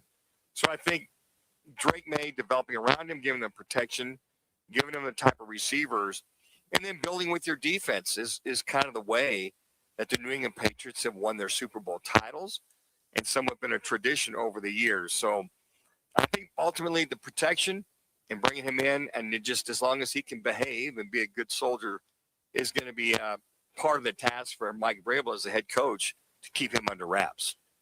The bad news for the Arizona Cardinals, as the NFC West just got a little meaner, and if you're the Cardinals, your offensive line plan now has to include Myles Garrett twice a year, as the Rams are doing what the Rams do. And they traded with Cleveland. Myles Garrett's coming to L.A. for Jared Verse, a 2027 first-round pick, a 2028 second-rounder, and a 2029 third-rounder. And, this is huge for both. I mean, the Rams, they treat draft picks like coupons or arcade tokens. They don't really care. They see a championship window. They throw everything through it. You could call it reckless. You could call it whatever you want. But they're going to be possibly playing in their home field for the Super Bowl. I call it success, Rock. It's called success. It's called winning. It's called an organization that shows up to win. I mean, Sean McVay and Leslie both want to win. And you can see with all the great moves that they've had over the years, and ever since Sean McVay got there, took over for Jeff Fisher, and this team had been run down since their move to L.A. You got the new stadium. You got them making moves. You look at the first Super Bowl, the defensive help they had. You got Sue in his last couple of years really stepped up. And you're right. Yeah, last time they won the Super Bowl was at SoFi against the Cincinnati Bengals. And those are some of the things you admire from afar. You can only imagine the Cardinal fans and some of the other fans around the league that don't see this from their front office year in and year out, that they are making the moves to clear cap space, to go ahead and go after top defensive backs, to go after top defensive rush ends, and sit there and go, you know what, we're going to trade this rookie. We really like this kid. He could be an all-pro, which he will be, but he's still under his rookie contract. So we'll give you a 27 first-rounder, 28 second-rounder, and a 29 third-rounder. Take those picks. You can have them because we're looking to win now and not bank on the future. So, I mean, from afar, you love it. You love to see it because that's why you, as a fan, you want to see your team vying for Super Bowls. And I think on top of that, this might be Matthew Stafford's last year. So hopefully with Sean McVay saying, look, we got to build a defense, make sure we got the offense to build around Matthew Stafford, and we have a top franchise MVP quarterback, and hopefully he can run it back and get them back to where they were offensively. It's just a matter of defensively, they could not make the stops. It could not get the pass rush on quarterbacks. And the other thing, too, is their secondary really suffered. So interesting to see if that pass rush can help that secondary, which really waned for the Rams last year. So the Rams Super Bowl odds moved immediately after the Myles Garrett trade. Now, the cleanest current number is the Rams plus 750 to plus 550 since they acquired him, according to Covers. Fox Sports had a similar move, plus 800 to 550. So becoming a clear Super Bowl favorite at FanDuel. So the updated top odds after the move are the Rams plus 550, the Ravens and Bills plus 1,000, Seahawks plus 1,100, and the Pats, Chiefs, and Chargers plus 1,600. So everybody making moves, prior to training camp to make it happen. It's big. I mean, it's big number. It's big, and you just even the individual game, the first game of the season against the 49ers, they're minus 2.5. Now it's 3.5. A whole 1 point, and this is just a defensive player. It's not like it's a quarterback. Well, it just goes to show with a defensive player how he can wreak havoc. And how much more important a defensive player is than a quarterback. Not necessarily true. Let's see if you're paying attention there. Oh, I'm listening. Trust me. But, I mean, the odds makers weren't just reacting to the big name. They're looking at this as a fit. Oh, yes. And this clearly gives the Rams one thing they've been missing since Aaron Donald retired, right? I mean, that's what they needed, and they got him. I love the fact that they just roll the dice. They do. They really do. I mean, I love that. Well, you got to remember this now. The Rams, they're pretty prideful. You talked about them winning the Super Bowl. They're in the playoffs. They're looking to keep up with Seattle and looking to keep up the 49ers. So it's those three teams, Rams, 49ers, and Seattle, that are looking to keep up with each other in that division. Because look at the moves the 49ers have made. You bring in top-notch. You bring in Christian Kirk. You bring in, I'm drawing a blank on a receiver from Tampa Bay that they brought in. Help me there, Laz. Who's a receiver from Tampa Bay they brought in? That was Mike Evans. Yeah, he harasses the Bears year in, year out. I mean, they're making moves to incorporate. So those three teams are bound and determined to win the division, and they're also bound and determined to win the Super Bowl. And I think for the Niners, you talked about CMC. He may only have maybe a couple years left. Kittle may only have a couple more years left. Brock Purdy's still a young guy. So they want to make moves that this year that they can try to make some of those moves to try to win the Super Bowl sooner rather than later. So Russell Wilson, he's accepted an offer to join CBS Sports. So his playing career is just put on pause. He didn't retire. I'm anxious to see every time they sign off, he's going to say something. Go CBS. He says that. Let's ride, Bronco fans. All right, go Hawks. Let's go Hawks. Yeah. Let's ride, Bronco fans. Giants. Yeah. It's good stuff. All right, Frank Sanders, he will join us. We'll talk about the OTAs and, what this means with now Myles Garrett in the same division. So we'll do that right after another ESPN Sports Center update.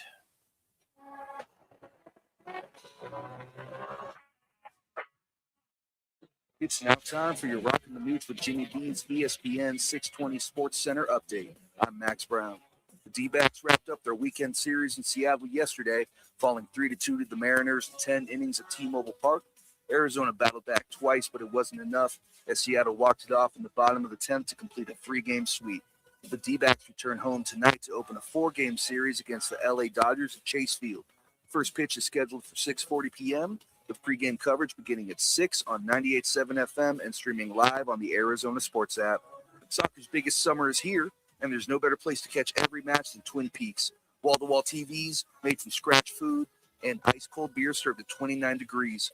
Grab a $15 domestic bucket, a $5 22-ounce Michelob Ultra Draft, or the $7 Casamigos Spicy Margarita.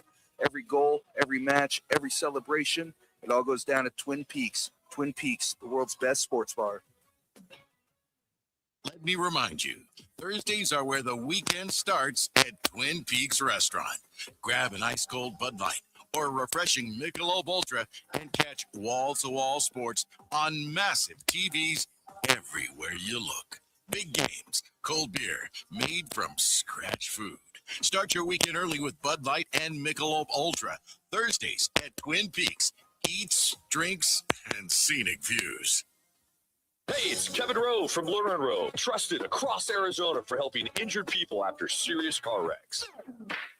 And I'm Sean Forrester, managing attorney at Lerner and Rowe Law Group. We may sound alike, but Lerner and Rowe Law Group is a completely separate firm focused solely on criminal defense. We handle serious felonies, DUIs, and misdemeanors with decades of courtroom experience. If you're facing criminal charges, don't wait. Call Lerner and Rowe Law Group now at 602-977-1900. Lerner and Rowe is the way to go. Call 977-1900. When hot is not an option, Stay Cool delivers. From patios to warehouses, shops to summer events, Stay Cool's Slim Cool Elite and Cool Cube mobile air coolers deliver more air for less money. They're rust-free and backed by more than 40 years of experience keeping you cool. Available now online at Home Depot, Lowe's, and Tractor Supply. Shipped to the store or right to your door. Visit staycool-products.com. Slim Cool Elite and Cool Cube. Get yours today with free shipping and beat the heat. You're invited to Vans Golf Shops by Worldwide Golf to get custom fit for the all-new Titleist GTS drivers. Find the perfect driver for your swing, helping you gain superior distance, accuracy, and speed by personalizing your performance. Be the first to have the new Titleist GTS drivers by booking your fitting in-store or online at worldwidegolf.com. Trusted by golfers since 1963 and home to the legendary 90-day 100% satisfaction guarantee. Vans Golf Shops by Worldwide Golf. Get there. Harry Douglas here to help you get in on the sweet life with Cotton Candy 5-Hour Energy. It's that classic throwback cotton candy flavor, but with zero sugar and a 5-hour energy boost. I keep these with me so I can tackle that sweet tooth with a tasty caffeine kick and no guilty sugary aftermath. Bring on the sweetness with Cotton Candy 5-Hour Energy shots. Cotton Candy 5-Hour Energy. Available online at 5hourenergy.com or Amazon. Okay, I have to tell you, I was just looking on eBay where I go for all kinds of things I love, and there it was. That hologram trading card. One of the rarest. The last one I needed for my set. Shiny like the Designer handbag of my dreams. One of a kind. eBay had it, and now everyone's asking, ooh, where'd you get your windshield wipers? eBay has all the parts that fit my car. No more annoying. Just beautiful. Millions of finds, each with a story. eBay. Things people love. He played 8 seasons with the Arizona Cardinals. The Sandman. It is touchdown Auburn! Sanders got it! Touchdown Auburn! Frank Sanders from Dix! Auburn's ahead! Frank Sanders joins Roc and Manuch with Jimmy B. right here on ESPN 620. All right, Frank joins us on the Right to It guest line here on June 1st. How you doing there, Frank? What's going on, bud? Mr. Sedona golf course guy. Oh man, life is good, man. I just left Sedona at a drilling with Mark Millen charity golf tournament up there, man, which is really cool. Raising some money for some of the kids that you want to support up there. I thought it was really good tournament, man. Turned out to be pretty cool. Guess who Mark set me up with, though, Rock? How about this?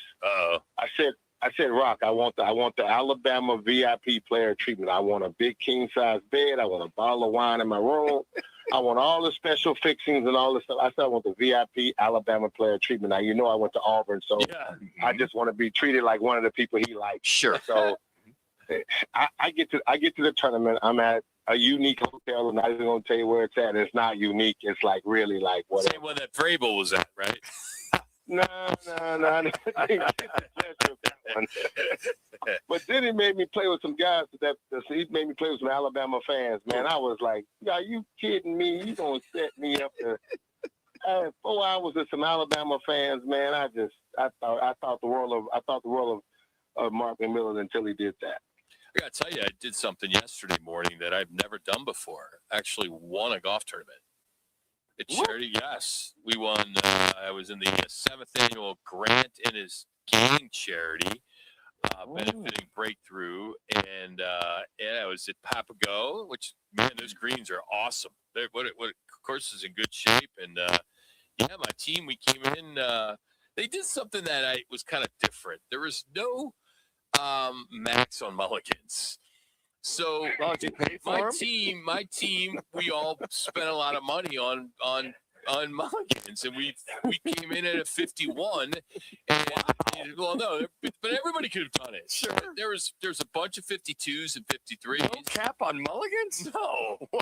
So, I mean, we got some cash, we got some little Woodford, got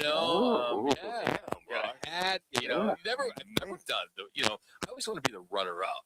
Yeah. Right? Like when I played because you can tell the sandbaggers that they've been sandbagging. Gave us crap. You go up there, get your picture taken and all that. Like, oh, Rock, and look at that. I appreciate it. But dude, when you basically, we had 20 mulligans. That's amazing. I mean, it's like you get one on every hole. How could you not? And I'm playing with two guys that are scratch. So it was, that kind of helps too. Kind of a no-brainer, Frank. I mean, you're just missing the trophy. So when did you finish with all those Alabama guys? They don't play golf in Alabama, do they? Those guys did. They carried me, which I was proud of. I was happy. I was tired of carrying people carrying Rock and Rock guys like Rock and whatnot.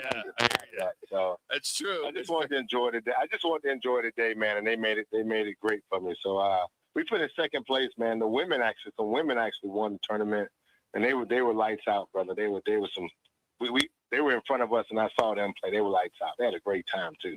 A really good time. I love Sedona. The course is up there. Beautiful. So how much farther were your drives going? I mean, I know they weren't going right.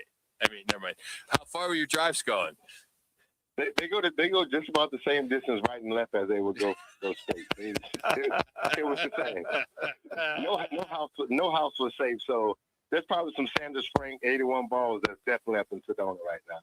All right, Frank, you're the leader in the clubhouse, right? You're the wide receiver one, and the QB one has decided that he's gonna sit out. He wants more money.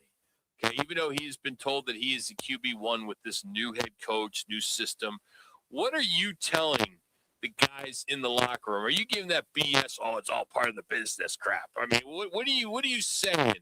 Because right now you got Minshew and Beck that are splitting reps.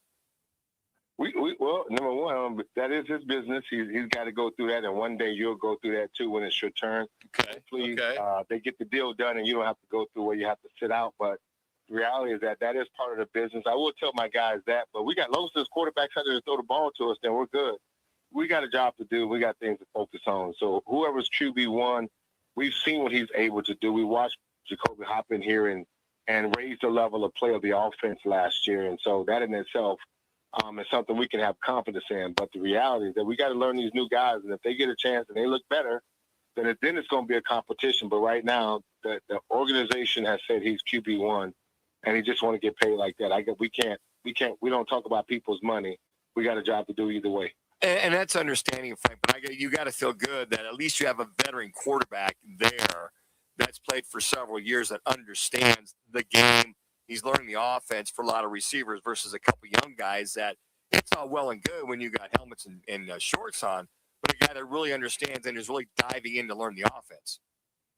No, I agree with you. You want veterans, and because I think that here's one thing that's like you look around the room. This is what you get to do as a player. You're looking around the room to see what your team is going to look like, or you hope to be when it comes into the fall season. And so right now we're in spring ball, getting ready to fall off in the summer, which is going to take us to training camp. And you want to have your pieces because you want to know that that's what you got. Guys kind of develop rhythm, continuity. They also begin to get to understand the offense a lot better, and they understand each other. And so that in itself allows you to feel better about coming into the season and what you have and who you have on your team. When you're missing pieces, it's hard to kind of get a good vision of what that team looks like. And so it's not the best look and it's not the best thing, but it is part of the business. And so hopefully Jacoby's situation to get signed, and I agree with you, Manuch, it's not an easy thing. It's great to have him there, but he's not QB1. And so you're waiting for QB1 to come in so you can actually get the reps with him so you can get your timing down because that's going to be your quarterback. Well, and speaking of that, what should the mantra in that receiver room be when you have a Marv Jr., Michael Wilson, Kendrick Bourne, Trey McBride? You also have Jeremiah Love, who's also an excellent receiver coming out of the backfield. So aside from quarterback, what's the mantra? What's the work? Where's the focus going to be in these OTAs and soon to be mini camps? I mean, expectations and reaching our goals. Like, it has to be about the expectation. Everyone has expectations of themselves internally, but I mean, there's expectations on the outside that Marvin, you're supposed to be cute. You're supposed to be wide receiver 1. Your boy Mike Dove, he made a good pitch for QB wide receiver 1B, but there's opportunities why is our tight end dominating our offense, and we don't need to have that. And so the mindset has to be we got to raise our level of expectation of ourselves, man, in this room. We want to be the receiving core that's known in the NFC right now because we know that there's 2 other teams that's got the 2 best named receivers in the NFC in regards to our division. And so these guys got to have the mindset, man, that it's time to stand up and become the receivers that are a dominating part of this offense that would bring addition to what our tight end is already doing. Our tight end is the number 1 tight end in the NFL. Why are we like 26 and 27 and there's only 32 teams? That's not a good look, and we need to get our SHIT together. And speaking of that, what I just rattled off, you can go empty set, have those 5 individuals in the passing game to take some of that relief away from Trey McBride. Or, I think to your point, Frank, in addition to not put all that on Trey McBride and allow those other individuals to enhance the passing game. I mean, if I'm in the lab right now and I've got Love, Harrison, Wilson, Bourne, and McBride, and I got 5 wide, I'm empty backfield, somebody's going to be able to produce. Now, without a doubt. I mean, that's why I said when you look around the room, you see we got talent. Just those names you just called, to these are guys that got talent from college, and now they're in the pros, and we expect these guys to come out and be, to have a significant impact in the offensive game plan. And so all of us athletically are qualified and capable of playing in the NFL at the next level, but we got to produce. And if we're not producing, then that's a lack of meeting the potential that's expected of us. And so internally, man, this room got to be one of the best rooms in the NFL next year. They have to be. Myles Garrett is now in the NFC West for the Rams. What does that tell you about this Rams team? They love to just, they see a window, they throw a chair through it, right? And it's just amazing to watch what they do. They got balls, right? I mean, they really do. And, could the Cardinals just take a page out of the Rams front office, just one page? I mean, just something. I mean that's a big deal. I looked at this and it just told me that, man, if you want to get better, you can get better. Yeah, sure. If you want to improve your team, you can improve your team. If you had to wait for June 1st to make that happen, then you can make something happen. And so that just tells me that, I've already showered Monty multitudes of time on this program, saying 100%. I think he's done a great job of going out and bringing in talent that's ready to play from the free agent standpoint. And I think the last 3 drafts he's had has been pretty excellent in regards to the talent that he has. Barring that everybody hasn't been healthy, so you haven't really seen much of it. But it's really a good group of guys that he's gone out and drafted. But this addition to what the Rams showed, this conference of what they could do, shows us, man, if you really want it, you can go get it. And that just to me, man, I was shocked by it. I got 16 wows, WOWs behind this conversation we're having right now, because I couldn't believe it. Well, we thought the same thing this morning. Look at you, you're giving up Jason Verse plus draft picks. Cleveland's like, bring them to us. But to that point right there, Frank, you've got organizations that are looking to win it all year in, year out. They prep themselves by restructuring Matthew Stafford to clear some of that so they could bring that contract in and do the kind of things to keep up with the Joneses, i.e. Seattle, San Francisco, and the Rams, to try to win it all once again. Without a doubt, man, the optics is what you look at on paper, but now you're looking at it in the room, man. Like, so your mindset changes. I say this all the time, man. Players don't always trust coaches. They trust each other. And when you got dogs that you can look around the room and say you got weapons to bring to the table versus your opponent, it makes a big time difference on how guys go out and play. The expectation level of the Rams just went up higher. The way the NFL will talk about them, the way the coaches now have to, and our conference got to deal with them, and then everyone else around the league has a different understanding about what the Rams mean, what the Rams want to do, and what they plan on doing this year. A.J. Brown to New England. We all knew that was coming, but your thoughts on that? Same thing, man. Look, okay. Team one, they're just showing you we got close, but we were missing some pieces. We're going to bring another threat to the level to the table, and see if our opponents can stop that guy, or if they focus on him. We were confident enough that they focus on him. We have enough weapons on the other side to make some things happen. And so the more weapons you got, the better opportunity you got in the NFL getting to that next phase you want, which is holding that Vince Lombardi trophy. And so you got to have the pieces to make it happen.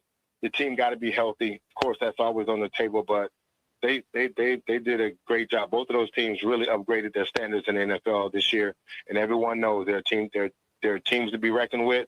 Those two teams put their name on notice. And he never had any issues with Mike Vrabel. Didn't have any issues with him in Tennessee. I would think there'd be no issues with him in New England. Do you think there was some kind of a heart-to-heart before this all happened with AJ and Mike Vrabel and management with New England? Because that's kind of known that you go to New England, Randy Moss and Ocho Cinco, keep it under wraps, that type of thing.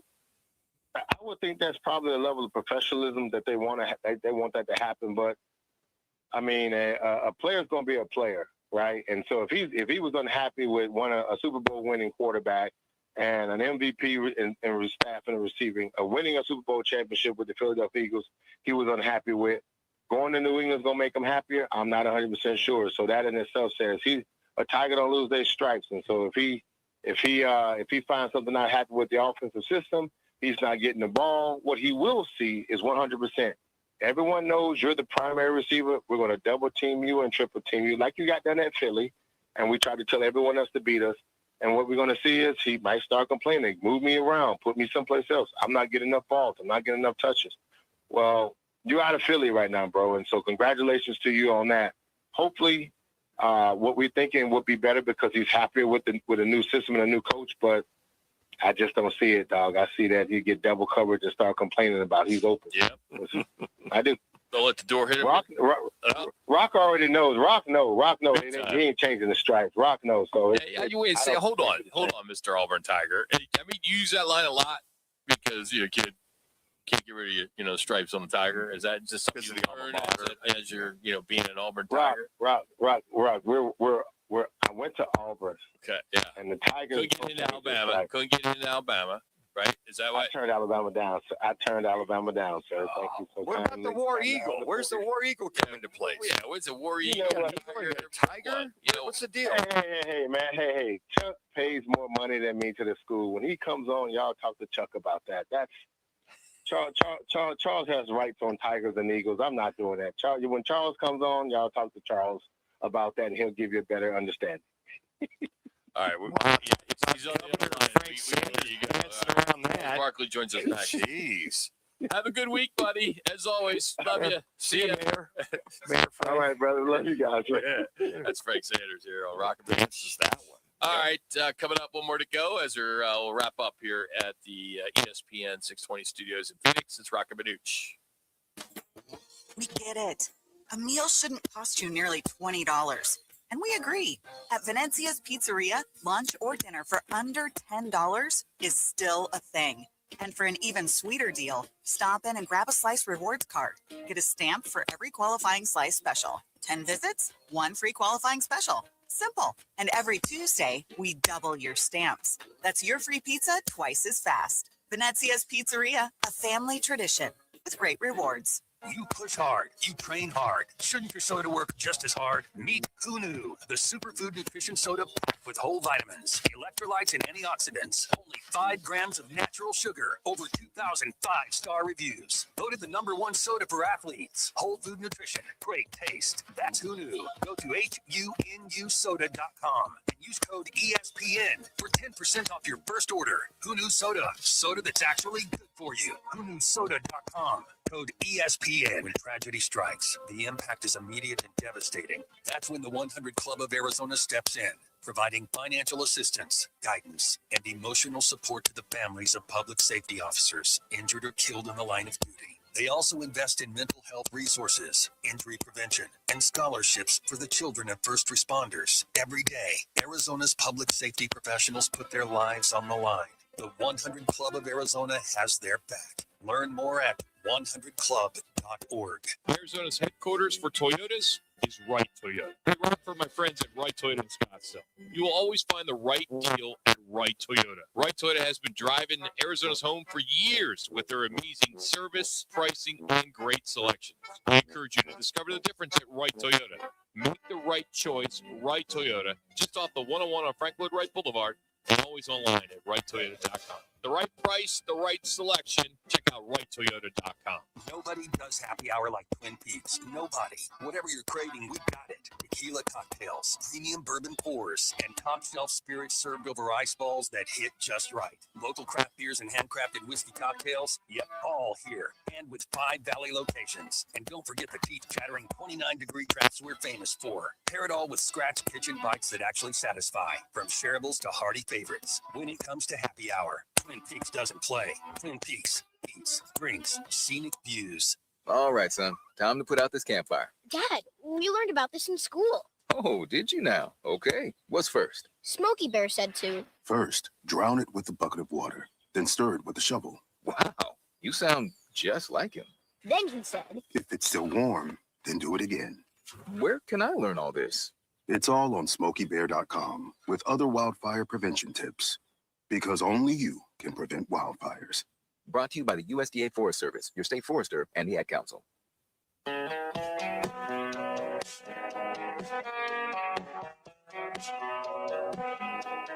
It's the Lerner and Rowe one call, that's all call of the day. If you're looking for a full service law firm, just make one call, that's all. 602-977-1900. Lerner and Rowe, voted Arizona's best law firm. You know what's amazing too is anytime you challenge, these guys watch our pregame show, the postgame show, and a lot of people were kind of talking about should he not hit while he's pitching. He struggled a couple starts, couldn't get a hit. So what does he do the next 2 starts? He leads off the top of the first and then his next start at home, the bottom of the first, with a home run. Jerry Harrison Jr., formerly of the Yankees and many other teams, but he's part of the broadcast for the LA Dodgers. Talking about Shohei Ohtani.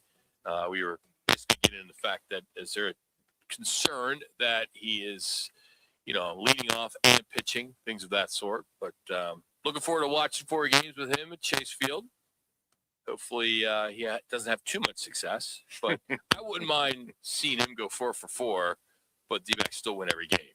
No one else does it. You would love that. I mean, so Wednesday night, Ohtani's taking the bump against the Diamondbacks against Zach Gallen. And I'm sure it'll be jam-packed, sold out Dodger fans all over the place. And, it's fun that we're sitting here in a lifetime of ours watching probably something we'll never be seen before. I'm sure down the road it could.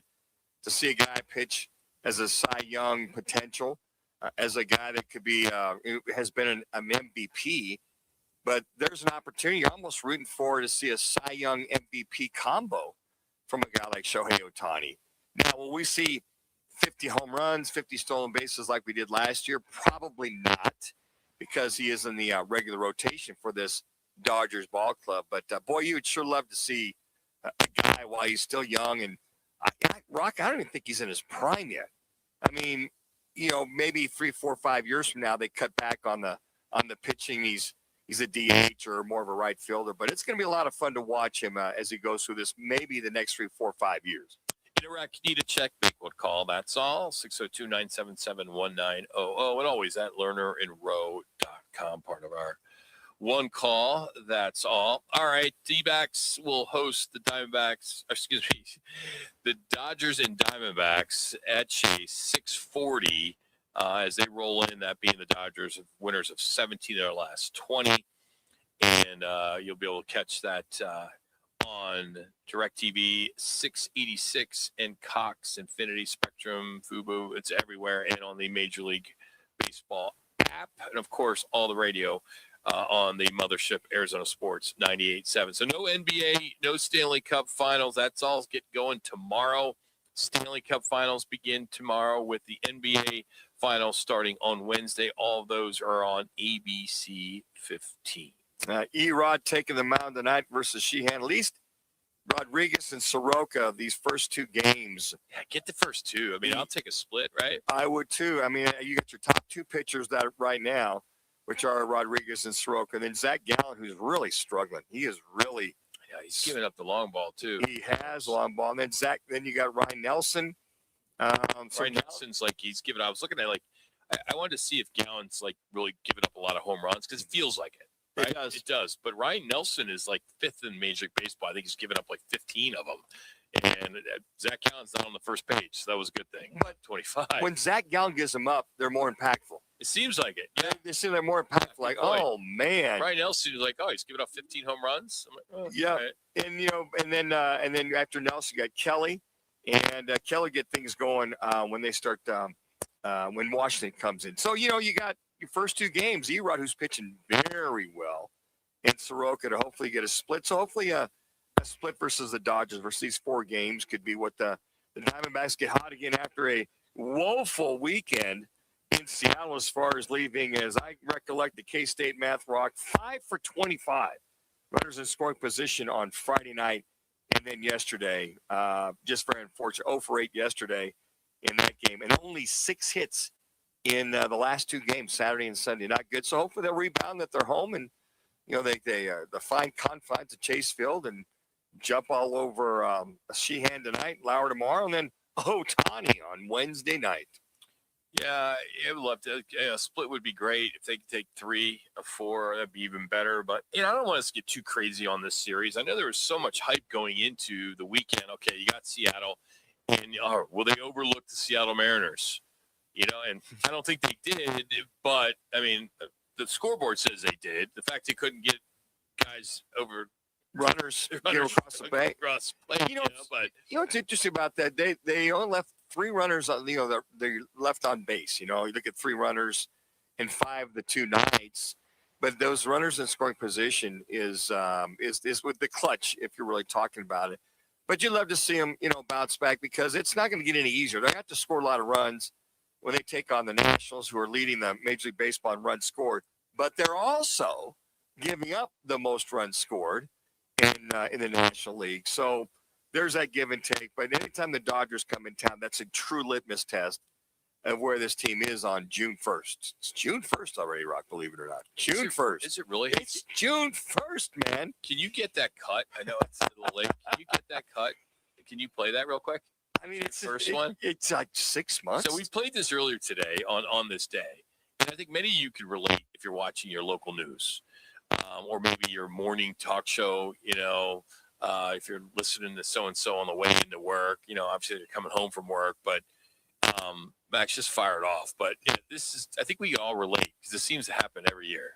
It is June 1st. Cannot believe it, can you? Can you believe it? It's June 1st already. Hard to believe it's June already, right? Hard to believe June 1st is already here. Hard to believe today is June 1st. I can't believe it's already June. Can you believe it's June 1st already? It's hard to believe it's June 1st. Hard to believe it's June 1st. I can't believe it's June.